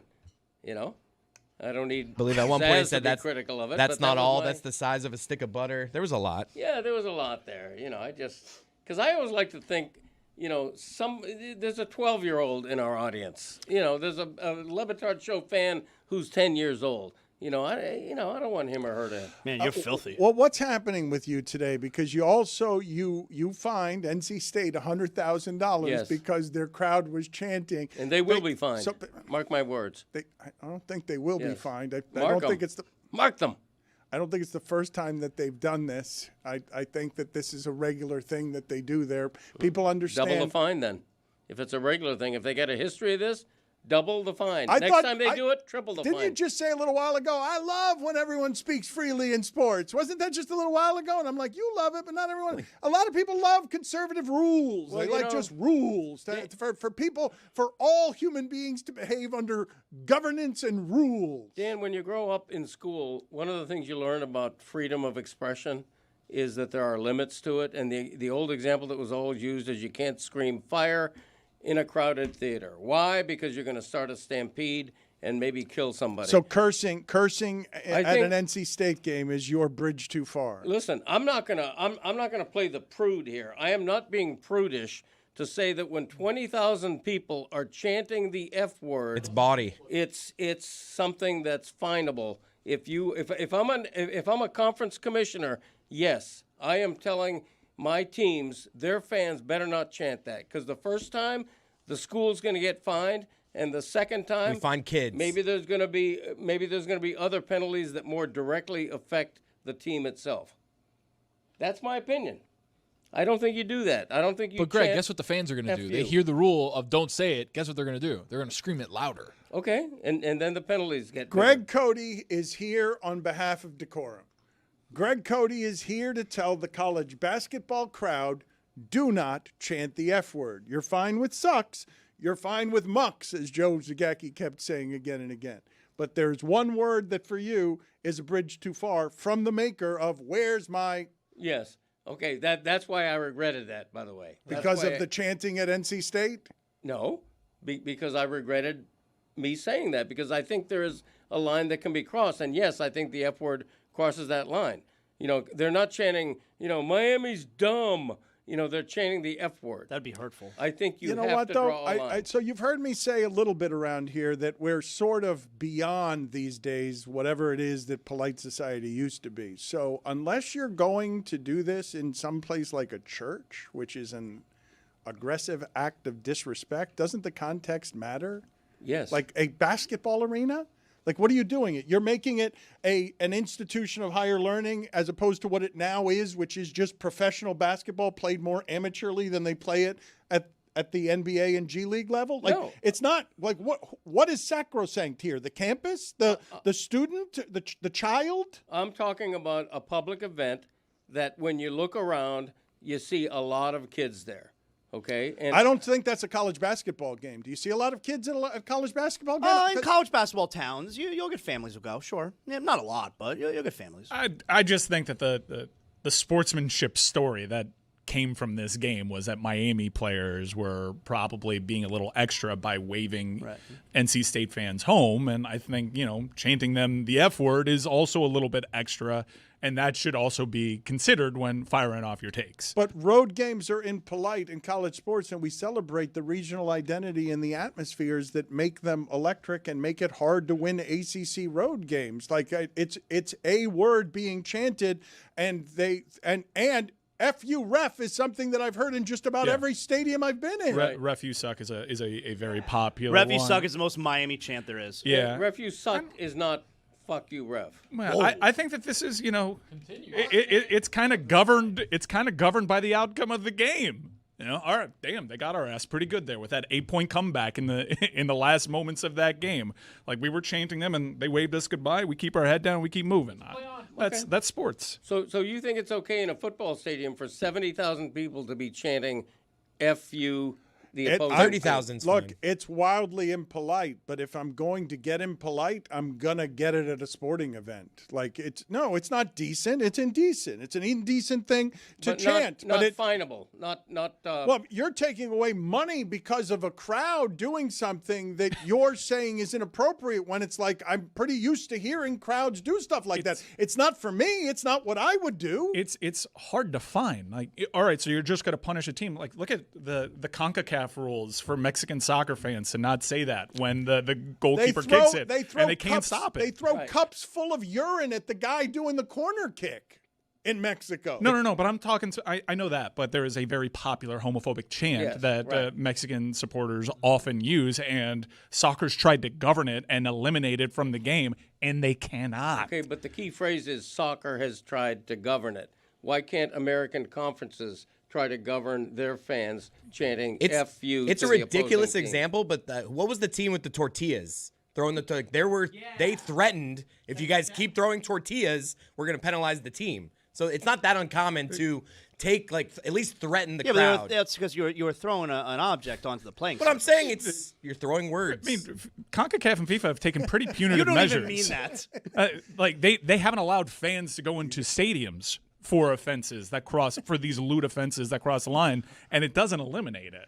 Chris, what's more Cody, offensive, Chris, throwing words or throwing tortillas? Did you feel good about they're throwing words? Because you reminded me he was battling of the guy throwing ashes on Daytona when you threw those words and they just blew back in your face and you started coughing. It didn't feel like you felt very good about what you did there with their throwing words. Even your father, who's on this side of the point, is laughing at you and the idea of throwing words. I'm totally fine. I'm astonished to be and fine to be the only person standing up for the idea that universities should be penalized when 20,000 of their fans are chanting F Miami or F and the anybody. Dolphins too, right? Not just universities, any sports franchise. Yes. When the guy at Daytona inhaled his dad's ashes and then he walked back to his seat, like, what does his family say? Are they just like, that went well? Your face is covered in dust. Your face isn't that gray.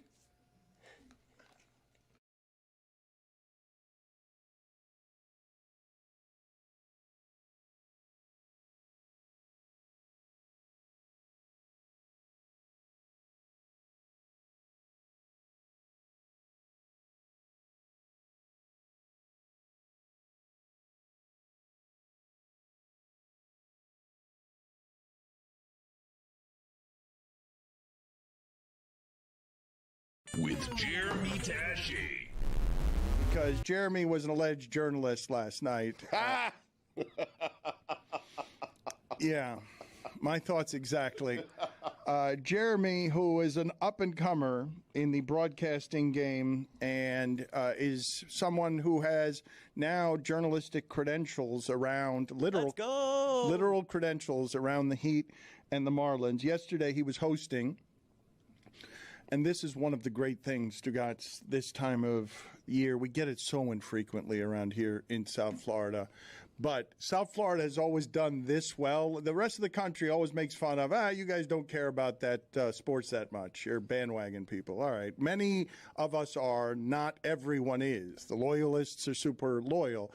But Miami does the bandwagon better than anybody.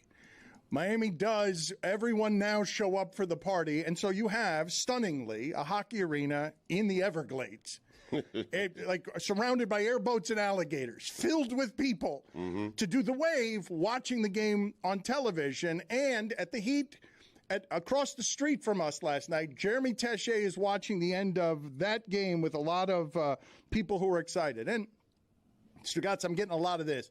Jimmy was out of bounds, and it ended up being a 3. That was a goaltend ref culture win. Okay, whatever. Tell it to the people who were yelling and screaming around Jeremy. How about this? 1-1, we're coming home. Okay, who's we? Yeah, I mean, I took the Heat in 5. Anyone else? He's right. All right, the Knicks are watching this like everybody 2 rounds else. ago. It was a long time ago, understandably. Here's Jeremy Tessier not being a journalist while covering, again, an arena filled with people, but no players or athletes were there. You're catching us right now as the Miami Heat have just won Game 2 of the NBA Finals. You can see that this crowd here is hoisting babies into the air.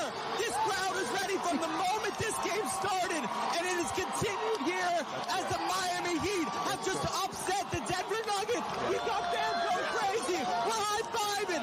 Everybody's ready for an unbelievable night right here in Miami.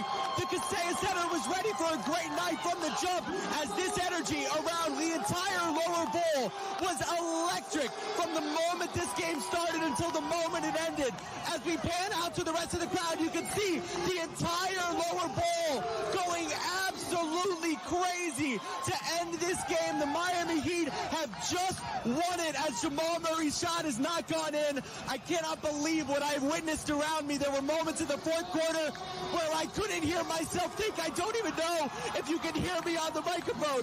What a night at the Kaseya Center as the Miami Heat take their first game, their first win in Denver, and I know that this crowd right here is ready for an unbelievable party Wednesday night, Game 3 here in the Heat's house. Guys, we'll send it back to you in the studio. Oh my gosh, Jeremy Tessier doing that on 1 tank of oxygen.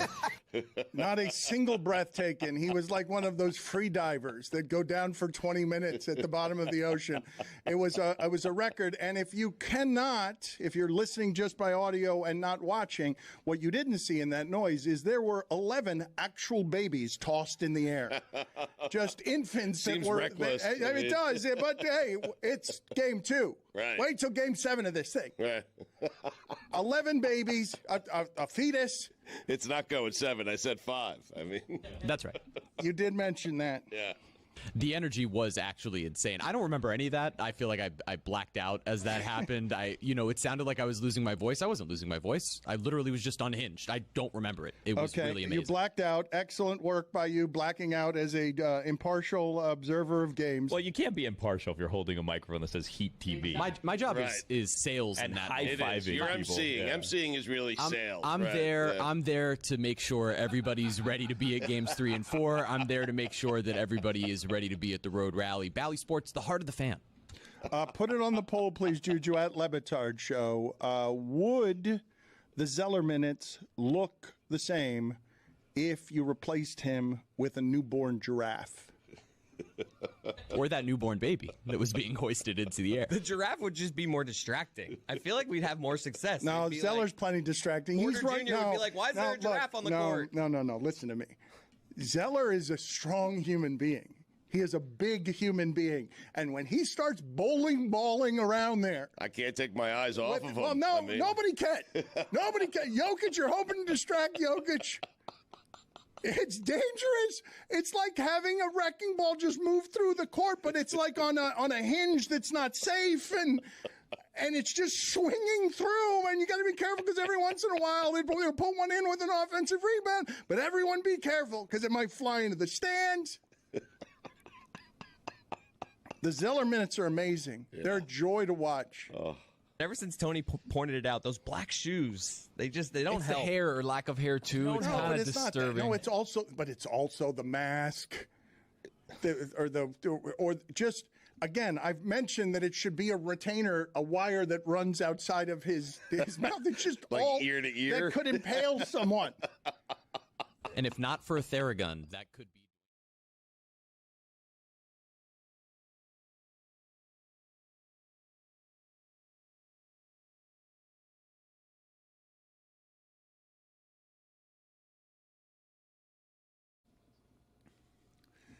If I give you some context here, it seems deeply unfair what it is that we're doing in general to the dangers of going 200 miles an hour, that we are not celebrating Tyler Reddick winning a car-strewn last lap at Daytona, the biggest race that there is, because we are talking about two other things. Michael Jordan patting down a kid in a way that people felt was wrong, even with the context of there's ice in his shirt, and also a hero of mine trying to remember a loved one in an emotional fashion, but not taking into account that when you throw a loved one's ashes onto the track at Daytona, which is how the loved one, I'm sure, would have wanted it, you need the ashes to land on the track. It has to be the final lap.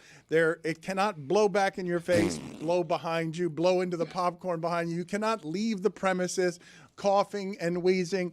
I'm maintaining that what happened here in real life is funnier than any of the examples that I can give you from the movies that use this as a device.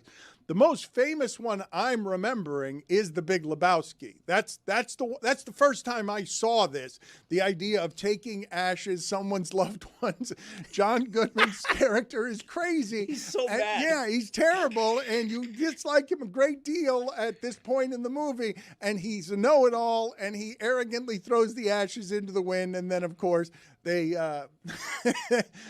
flood the dude's facial hair, and everyone's covered in gray. But Meet the Parents did this famously. Yes. Yeah. There are a number of movies I have that nipples, have done Greg. this. Can you milk me? It's just, that's it. That's the scene at the dinner table where the ashes end up falling, but those fall on the floor. They're not blowing into somebody's. Well, the cat takes a leak on him too. Face. Yeah, but okay. How about Jinxie. How about if I give you? Thank you. We found a real area of expertise. How about the movie Due Date? Does the movie Due Date do anything for you guys? Because I'm still, largely no. But I'm still saying that what just happened yesterday in reality is funnier than these fictions that are being drawn up by very creative people. Grown Up and 2.5 Men have famous scenes of this as well. But I'm going to go ahead and maintain that there's nothing funnier than. Oh yeah, I remember this. I remember Grown Ups. But even that's not as good as the sheer amount of ash that blew into that poor person's face as they're trying to remember a loved one. For all I know, there are tears on that person's face. You're right. This is the best. And no, it's The Big Lebowski is the best I've Amazing. seen. It's amazing. The Big Lebowski is the best I've seen, but I'm maintaining that what happened yesterday on the actual track at Daytona is funnier than any contrivance that has been imagined by fiction writers. I'm sure whoever wanted their ashes thrown like that are so happy that that epic moment happened. Look at that finish at Daytona. It was crazy. And then, yeah, the ashes could have gone a little bit better, but it was very windy. As we know from that top 5 a couple of weeks ago, everyone's favorite show here is Schitt's Creek. And in Schitt's Creek, they accidentally end up drinking coffee that was made out of the ashes of someone's great aunt. Tasty. Again, nothing as what happened in real life. Nothing as funny. Well, maybe the Big Lebowski might be funnier than that. Obama said there were aliens. He took it back though. He tried to walk it back. Two people got to him. That's why, Dan. Who got to him? He walked it back. Now, he was talking about Wemby. He did walk it back. He said that there were aliens. He said it matter-of-factly, and then he said he had no knowledge. He just assumes it. Oh, why is that? Why is that? In the age of disclosure, they can't trust the presidents with this information. They can't. People are surprised to find out how much human ashes weigh. Cremains, they call them. How much do they weigh? Guess how much? Like a whole body? Like 6 to 8 pounds. I could see that. Depends how large the person is, correct? No, but the average is like 6. 4 to 8 pounds is the scale. But that surprised me the first time I learned that. Well, the video that we just showed, it feels to me like all 6 pounds. Like that was not a partial sampling. That was all of Dad, all of Grandpa, whoever the loved one was. I don't think we've identified it. We just keep making it and hailing Dad for some reason. Yeah. I don't know. Who that had to be his dad. I don't know. It looked like a dad. I don't know who the loved one was. Like a dad. Has his eyes. Okay. I'm sorry, okay. Dad. No, but see. Staggering away, coughing while waving. your hand in your face because it's too smoky for you to see because Dad's remains are on your tear-strewn face. Dad would have loved that push from Reddick on that final turn, too. It was crazy. It was a great finish. That's how every Daytona 500 should end, with just one car getting past the finish line, half the cars, looking forward, and everyone else backwards and spinning out. Half the cars were either on fire or spinning. It's an awesome race. Instead, we're talking about Ashes and the game's greatest athlete allegedly feeling up a kid. Ashes and asses. Let's go ahead and move to Chris Cody's contention here that I don't believe. I think he's overselling something. He must be. Chris Cody has alleged that there is now a rival to what we believe to be some of the most ridiculous sound ever played on this show.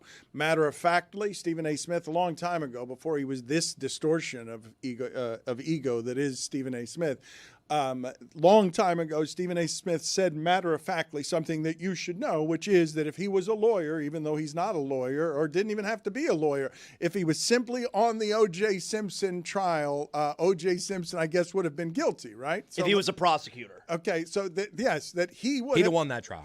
All right, so he's often said that. So this is some of the most ridiculous sound. Now, are we going to play that sound or we're going to play – let's play that sound first. I have profound respect for the late Johnny Cochran, God rest his soul. But if it might be the cockiest thing that I've ever said. Christopher Darden and Marsha Clark did an absolutely horrendous job as prosecutors.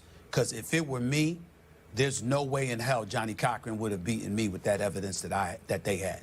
I'm telling you right now, I'm not even a lawyer. There is no way that you would have put 12 jurors in front of me with that evidence, and I would have lost to even to Johnny Cochran. I'd have won that trial. I've often said that. Wow. How often do you think he said it? He's often said it. He's like LeBron. I think that I believe him. You give him 12 jurors of our peers, and you put Stephen A. up there with that evidence that they had. I think he's right. So he makes this contention, and we claim that it is some of the cockiest and most ridiculous sound that he or any of people who speak have spoken. But here is Chris Cody to tell you that this sound rivals it. Make no mistake about it, we wouldn't have a border crisis under my watch. Hell no. We wouldn't have this crime that exists in the streets of New York. You wouldn't hear about me saying defund the police. We ain't defunding any police. I'm calling 911 when there's a problem. I know you're calling 911 when there's a problem. I'll be damned if I'm going to have less police officers out there. There's going to be more. That's me. That first line. There wouldn't be a border crisis if he were in charge? Because it's easy to fix. This guy sucks, man. Oh. He sucks. No, he sucks. Whoa. Like, what are we doing? This guy knows less about the political landscape than he knows about baseball. Do you know how hard that is for Stephen A. Smith? The guy who thought Juan Soto always hits behind Aaron Judge. Guy. How about getting informed on what you're supposed to be informed about before saying, like, oh, there's going to be more police? He also said that racism is not a problem here. You know, racism. In the place where they needed to create another halftime show because they dared to put a Hispanic guy in the halftime show. Well, what are we doing? He definitely knows more about politics than baseball. Yeah, I think you're wrong, Jeremy. Sell him short. Yeah. The attacking him on the grounds that he doesn't know baseball when he's it's a weird saying, one. when he's saying Self-proclaimed Yankee fan, Stephen A. but Smith. when he's saying that there would be no border crisis if he were in charge, for you to say, and you don't know baseball. Yeah. I felt like it was actually a pretty good one. It's a strange place to attack him. He knows less about that than even baseball because he knows nothing about baseball. I thought it was a pretty good equivalency. We wouldn't have a border crisis under my watch. Come on. When he says it like that, I would agree. Yeah. And then he dismounts. Person. That's me. That's how you run for office in America. All you have to do is make a statement like that. You don't need details. Exactly right, You don't Greg. need to back it up. You just say a statement like that, and people are like, yeah, I agree with that. And we He's love got my vote. when something's under someone's watch. We love that. Yeah. Not on my watch. Yeah. I understand why anybody with an ego anywhere in the United States thinks they could do the same job our president is presently doing. Do you want to hear Stephen A. on the economy? Yes, please. I would focus on a flourishing economy and making sure we did everything we could, because I believe when you have something to lose, you know how to behave. When you have something to lose, you know how to behave. If you have nothing, you have nothing to lose. And as a result, you're willing to tear down anything, even if it's America, because you feel betrayed by a country that's supposed to be looking out for you and positioning you to thrive instead of wallow in misery and suffering. So, of course, I would pay attention to the economy. I would pay attention to all of those things. If I were president, there would be no unhappiness. There you go. Now you're talking, cooking. Dan. Wait a second. Go on. Keep on. Yeah. Then maybe people would have nothing to believe. You almost have my vote. Keep talking. Yeah, everybody would be happy, and everybody would be rich. Okay. There's Now a you're platform. talking. 4-day work There's a week. Keep going. platform. All your dreams will come true if you just elect me. Yeah. Getting better. It's an effective platform. It's worked twice. All of your problems, I'll fix them. Everything that's bothering you at home in your relationship, anywhere with your loved one. Have you thrown your ashes of your father in your own face? I'll have you have a clean face if you elect me. And concepts of a healthcare plan. What are you going to do when he's a Democratic nominee? Who's he appealing to? Vote for him. It is Idiocracy. I really thought the movie Idiocracy. I thought that the movie Idiocracy would be absurd 20 years later, but it's happening. It's in front of us every day. And I've gotten to this too late in the show today. This is my fault in not properly celebrating somebody around here who is a legitimate South Florida icon, and we do not make many of those anymore. Ron McGill announced over the weekend that he was retiring, and there was a huge, huge outpouring for Ron McGill because as we talk about these turbulent times where you can't trust anyone or anything, and there's a shamelessness that is so pervasive that it soaks everything up to and including the American flag.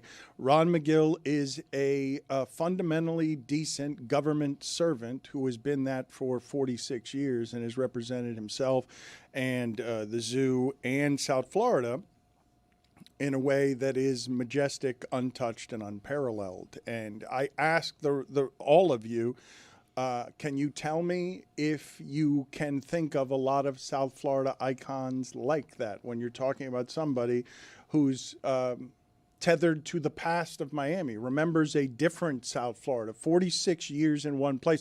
I should tell you guys that he'll still be around here. We'll have him on as often as he'd like to be on. There's not going to be any pullback there. He's going to be running his foundation and still doing some of the same work that represents our greatest contribution as a charitable effort. You are the endowment's greatest giver of things, and now he's going to take that in retirement and buy luxury goods and penthouses. And so he's getting into politics. And he's going to squander all of your charitable efforts instead of giving it to the animals for their health care. He's going to behave like an animal on weekends. Yeah, what do the animals need? They got it all. But just a fundamentally decent public servant, right? Somebody who was always respectful of the rules.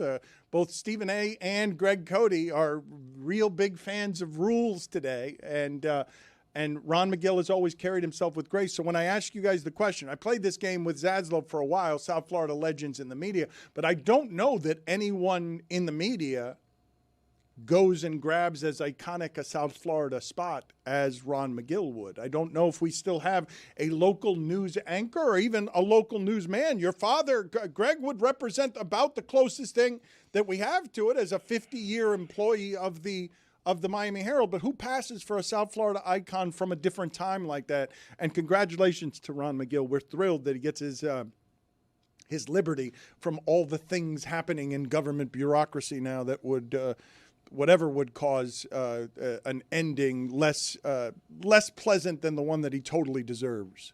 Still doing their thing, right? That's what we're thinking. That was well said. So if you've ruled out... I stumbled there through it, though, because I don't know what is known or what's not known about his actual retirement. Why are you guys playing sound in my ear? Any particular reason for that? I don't know. It's happening every time I'm miking this. We can move to diagnosing the next step. I think that's GQ. the government stuff that we were talking about, I was tying it to Ron McGill because government servants don't behave that way anymore. Public figures on behalf of government service, I don't trust anybody these days in power. Do you?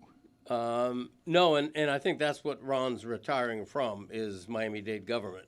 I think he's still going to be out front in the public eye, doing all kind of stuff on behalf of his foundation, his enterprise on behalf of animals, and I still think he's going to be up front and out front and all around. So that'll be great. You're questioning his retirement. Out front, all around, yeah. I know he's retiring from Miami-Dade government and the bureaucracy of it. That's what he's retiring. Just quoting Dan. That's what he's retiring from. Yeah, he said it better though. Who did say it better? Because I thought we both said it pretty poorly, but no one as poorly as Mike is my inner monologue. I said it quicker. That wasn't his fault. So I win. I said it quicker. Poorly, but quicker. You have profited off of the final pieces of Ron McGill's career at the zoo. You have a couple of books that have been written in his name. I would think that you would eulogize him a little bit better than you just did. Well, you never gave me the opportunity to. I think the world of Ron McGill. I'm not getting rich off The Pride of a Lion and the upcoming Sex and the Animals. Trust me on that.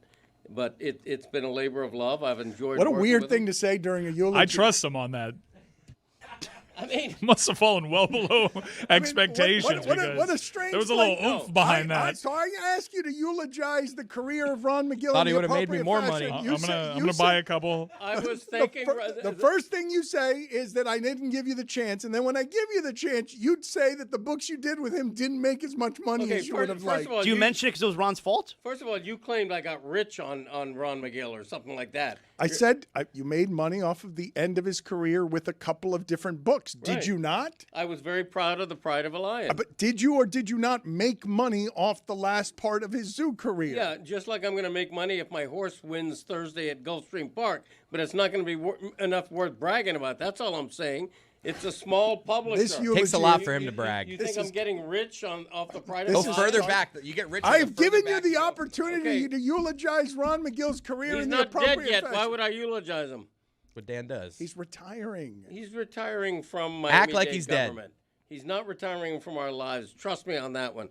Ron Give him McGill, a trilogy while he's still alive. It's the best time to do it because the dead can't hear you. Right. I understand that. Thank you for reminding me, though.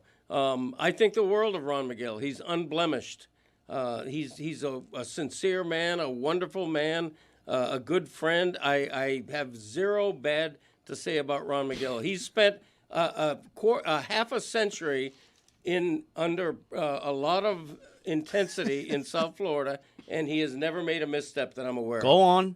That's it. That's all that Tony, needs to what are be you said. shaking your head about? Are you shaking your head about how poor? I'm not going to vote for Greg later on because he's in this word salad, true intensity. I'm not running. Well, he just emotion. Your father can be emotional late in life about the silliest things, but if you ask your father to give you emotion, that's what you get right there.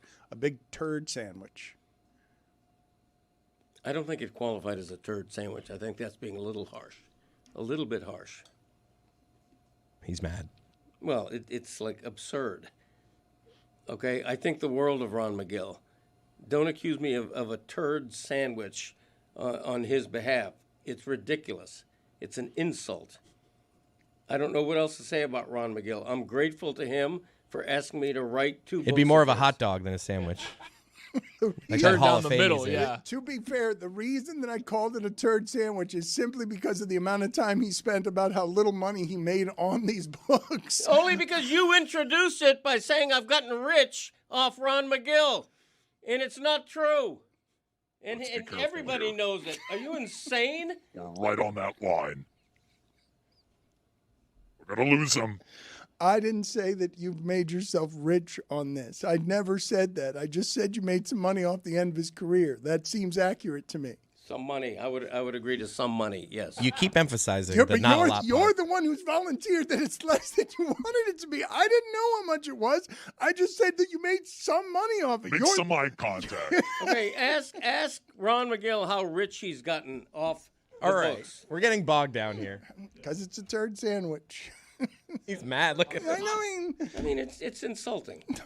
It's just Absolutely rude. We might have messed up. Ignorant. The Greg Cody Show featuring Greg Cody. That's a great idea. Keep promoting him. The podcast comes out weekly. Who's featured on this week's episode? We go inside the PFPI Gala, our annual Always a Cody popular family episode. tradition. The door's open. It's Peace talks being brokered. it's doing great business. People love that. More him. Yeah, thank you very much. The yearly tradition of my dad as the commissioner announcing Greg's Lobos, and then he walks off stage and then enters the stage as Greg's Lobos. Well, I got to play two roles. And we have catchphrase countdowns number 38 He's and 37 as well. And you know them this week? I'm not going to forget that he called my words about Ron McGill a turd sandwich. I'm not going to forget that. Ask him about catchphrases. And by the way, I haven't heard an apology yet for that. And that you're upset about not making more money. I'm not upset. No, but he insinuated that. No, he may have insinuated it, which is probably why I reacted like I did. You volunteered it. I didn't insinuate anything. Eye contact.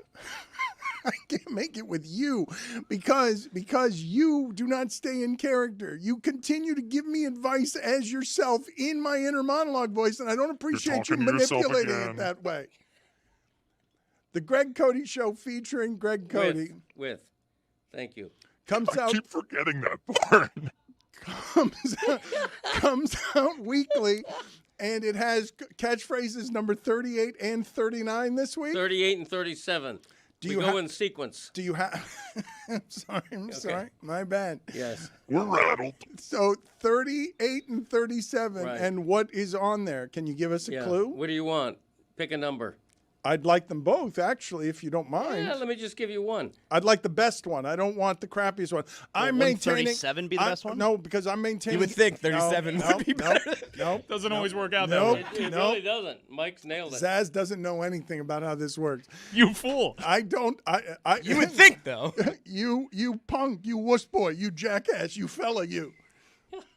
Christopher, what do you think is the best one? 38 Hold or on. 37? Hold on a second. For those of you who do not know this backstory, Greg Cody Show featuring Greg Cody's a very popular podcast that Greg Cody's done for a long time. He is recounting his top 50 catchphrases every week, 2 at a time, for 25 weeks. He started at number 50. You would think that 37 would be better than 50. No. There's no proof of that, no guarantee of that. I'm maintaining he doesn't have 50 catchphrases. I'm maintaining he's got 25, but he had to get to 50. And so 25 to 50, a real hodgepodge, an adventure. It's Mr. Toad's Wild Ride. Wow. It's nuts. Yeah, name one that I've done so far. Hip reference. Greg Cody's number 37 So is... it's a hodgepodge, but you can't name one that I've done. Quick, Oh, say where's my Drewski. click? As a matter of fact, that is one that I've done.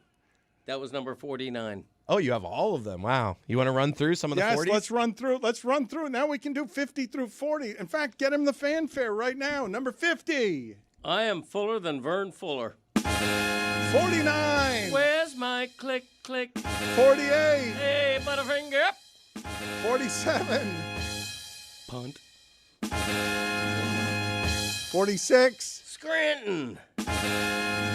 45. I'm busier than a one-armed paper hanger. I have heard that one for a long time. 44. Georgia. 43. I'm the kind of guy that 42. ball on the jack. 41. Hey, with the monkeys, baby.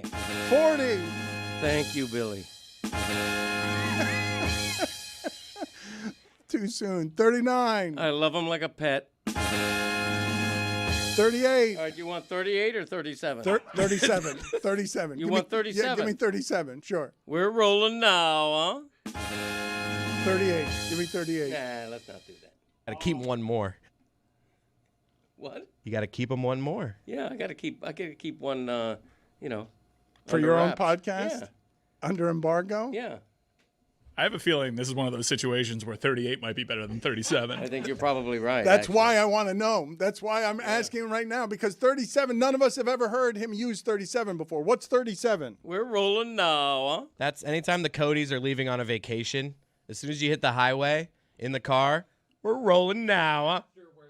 The key is the at the end of it. Some of them are things that I'm known for by saying it in public, on this show, for example. Other things are within the family that only Christopher or my wife or somebody like that would know. So the road trip starts, and you get a, where's my click, click, and then a few minutes later, once you're on the highway, it's, we're rolling now. Right. And then at some point, the traveling goats. Yeah, the click, click is just for a seatbelt. Right, so at the start, just making sure everybody's locked in. Right. That kind of thing. That'll be a top tenner. Was it cough 37? No. You just caught one in the wild. The combination. I think a cough should be on the 50. Like you just know what? him coughing should be one of the 50. That's not a bad idea. How do you spell me coughing, though? Can you give us 38, please? Give us 38 so we can see if it's better than 37. Like we're already here now. We need the payoff. All right. Who made it a salad? That's another one that's not really, I don't say it in public, but if I'm making Sunday dinner and there's a salad on the table, I'm always saying, who made it a salad? Is that an Italian man? Yes. It's a stereotypical. I like that. That's good. That's allowed again. And when I'm feeling good, sometimes I put an H in salad, like, who made it a salad? He's cooking. Thank you. I don't think you can do that to No, Italians. you absolutely can't. No. Yeah. It's not a. That's a play on. It's a play on if you're not Italian. It's No, a play the on. cabal that runs the world agreed. You can do Italian stereotypical voices. See, you can. There used to be a famous TV commercial in the 70s where the guy went, "That's a spicy meatball." Yeah, that was the 70s. 50 years ago, back when we did that stuff. Well, we do it still. Yeah, that stuff Who is made fact it a checked. salad? It's a complimentary. An old woman. Italian brethren. That sounds like the Hootie Day. Similar. My daughter-in-law's Italian. She endorses Bona fide. Some of my best family members are Italian. That's right. Can you tell me, just out of curiosity, set the scene for us here? Are you indeed making the salad? Is someone eating the salad? When is this being presented? Is it over dinner, salad is on the table and someone is eating it, and then all of a sudden you unleash your Italian, your vaguely offensive Italian stereotype? Yeah. I don't consider it to be vaguely offensive. Sometimes I say it in the context of any cooking or eating, for example. So there doesn't have to be salad involved for you to say. There usually is. There usually is, but like one of the cooking with Cody videos I did. Beef Wellington? I think it was the Beef Wellington where I'm in the middle of doing something in the kitchen and I'm like, who made it a salad? Because why? Because I'm in the kitchen. You know, we got ingredients here. We got onions, this type of thing. You know, That's not how you chop onions. Yeah, chopping it and, you know, so who made it a salad? That just means me in the kitchen, you know, doing my thing. But it's only number 38, so there's a lot more to go. We're coming up to the 1/3 mark in the top 50 catchphrase countdown. Exclusively on the Greg Cody Show. That sounded a lot like Casey Kasem. Did you guys give me other South Florida icons that you would put in a class with McGill, by the way? Because I don't know if there are many. Like there's somebody who's been representing South Florida to the world. Well, I asked. They have to be active, right? You're asking for active. Well, if you were to go with any of sort of the news anchors that were, you know, Dwight Lauderdale and Ann Bishop and Tony Segreto. Anchor with a whip. Media does it. Why's he got a whip? That's what Uncle Neil used to say about Ann Bishop. Anchor with a whip. Don't ask me why. You can ask Neil Rogers that. We can't. Can't ask him. I know, exactly. South Florida luminaries that are like Ron McGill, I got Jamaican Paul. Still active, by the way. And a fresh pair of J's, by the way. He gave me COVID once. Like, pretty sure. Let's get to some LeBron sound here. For some reason, and I don't know. Yeah, Zaslow's got an unreasonable amount of distaste for some of the things that LeBron does. Dan, it's every time he talks, he lies. That's distasteful to me. So he says here, listen to this, about whether or not he's playing next year or not. This is his response. Yeah, I mean, I want to live. When I know, you guys will know. I don't know. I have no idea. I just want to live. That's all. So when he knows, he'll let us know. He's going to tell us right away. I just want to live. I think he's just reading the headlines. Like He doesn't know. So you're telling me it's believable to you that he has a family. He has a wife. There's not been a moment that his wife has said, "What are you thinking about next year?" No, has not come up in conversation. Pretty major life event to decide if you're going to retire. Hasn't come up at all. He doesn't know. I get you, but I think in this instance we should give him some grace. I think retirement conversations are often like that. If you've ever talked to an older loved one that's winding down their career, now LeBron's not old, but he's old for that type of career. Sometimes it's like that. He's I don't not exactly. Retiring. Okay, But I don't disagree, but I do think the conversations around people's retirement often is like, I don't want to think about it right now. I don't know. When I know, I'll know. It's just never been more obvious. Like, there's never been a guy that I'm so sure is gonna do the retirement tour. It's so obvious he's going to announce it before a season. So this whole mid-season, this could be it. It's so full of it. I mean, Dan, media day for all the players was Saturday. He did his own by himself on Sunday. No one else. Everyone else was Saturday. He did just him Sunday. He's been doing that for years, though. I understand. But still, that goes to the whole point. It's all about LeBron. I'm not going to give you an answer on retirement. I don't know. So it keeps the conversation going. He's earned the right. He's an all-time great. Let's have this conversation because that's my response to it. I'm perpetually confused by the number of quibbles that people have around the entirety of the LeBron thing, right? You're watching an all-time great, and I don't believe that we can enjoy the all-time greats the way that we used to. There's too much examination, too much access. I don't think it's actually possible for the sports fan today to not be jaded by an assortment of different cynicisms that make it that we can't enjoy an all-time great while he's being an all-time great properly. It's always going to come with some criticisms. He's got fewer than just about anybody that I could give from the ages of 16 to the oldest player in the league, all NBA, all of the years between that. Now out recently with foot arthritis, but still one of the best players in the league statistically. There may be two players on his team better than him, but that team's not going anywhere. And the thing that I'm going to say frustrates me, it also makes me a little bit sad. It's not just that he's an all-time great.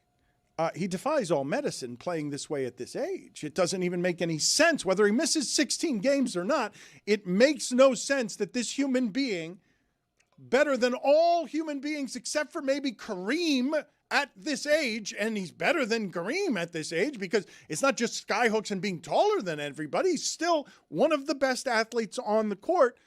We cannot enjoy it or appreciate it properly because we've had it for too long. Like people will get tired of whatever the thing is that's been in the stream for too long, and this one's been in the stream for 21 years. Which I'm sorry, it's why you need a retirement tour to remind you. So you don't take it for granted. And to monetize it, because there's a lot of money in that. Yeah, I mean, it's laughable to me that there's this idea that he's just going to retire one day. He's not going to do a whole tour. He's not going to do I'm in your city for the very last time. But why shouldn't he make it a big marketing spectacle as somebody who's been the face of the league for 20 years? Oh, no, he should. I push back on the idea that he doesn't know, that he may just decide in the offseason, I'm done. That's the part I push back on. All right, of course he should have a retirement When tour. are you retiring? That's a good point. I can relate to that because you spend 20 years, 30 years. Lean back more. Being identified by something, and you hate to give it up. That's all. And have you thought about it? Yeah. I've okay, he's saying he hasn't thought about it. No, of course I've thought about it, and I'm sure he has too. But why would he tell the media before he tells his family? What does he owe the media to announce his decision and then have his wife hear about it on TV? He did say he'd tell us first. I don't know. See, I'm never going to tell an athlete when to retire. LeBron James can play as long as he wants, and I'm going to appreciate him for as long as he does. Venus Williams is back in tennis at age 45. Lindsey Vonn, an all-time great downhill skier, just re-injured herself at age 41 and says she plans to continue That seemed to play. not worth it, all of that. The 4 surgeries seemed to make all of that not worth it. You're right. My dad didn't want to talk about retirement, didn't give me much, and then one day it was kind of decided for him. And when you're an athlete, like your body kind of tells you one day. I don't think I get where you're coming from, Zaz, and I myself understand that LeBron's probably going to make a big deal. I would expect that given what we know about LeBron. But I do think this subject, when you're so identified with what you do with your occupation, I do think it's very strange. I've spoken to a lot of people that I can't quite pin down, and they're kind of weird about it. I also think it's possible here that, like, you're dealing with a guy who knows he will retire soon, but, like, has been really good this season, maybe better than he anticipated given the injuries, and is looking at this offseason and going, well, what contracts am I going to get offered? Am I going to get a multi-year deal from Cleveland? Am I going to get a one-year deal? What does this ultimately look like? I'm not totally sure yet, and I'm kind of sick of the speculation that's out there, and I think that what we should be doing is enjoying it. Enjoy the fact that LeBron James is still playing at a high level. This is what we were talking about before. We're like going into, but there's going to be a retirement tour and there's going to be this, and I'm already upset about it. Instead of just enjoying the present moment, the same way that people went into the slam dunk contest with preconceived notions or the three-point contest with preconceived notions, enjoy it. Enjoy the fact that one of the legends is here. I don't think that Zaz would have this opinion if LeBron was doing this with the Heat. I don't think he would have. Of course I wouldn't. I'm transparent about my hypocrisy when it comes to stuff like that. I'm not hiding from anyone. Of course I'd be okay with it. I don't think people knew that before you just said it. I don't think that people assume that, well, maybe Miami sports fans do, but I don't think that it's so well known. When has anyone around here fully embraced their hypocrisy? Show me all the times that has happened. I'm completely self-aware when it comes to my sports hypocrisy. What is the difference? Because then he'd be my guy. He's doing something for me. That's the transaction with sports fan and sport athletes. Do something for me. That's not hard to understand. Oh, it's just nakedly honest.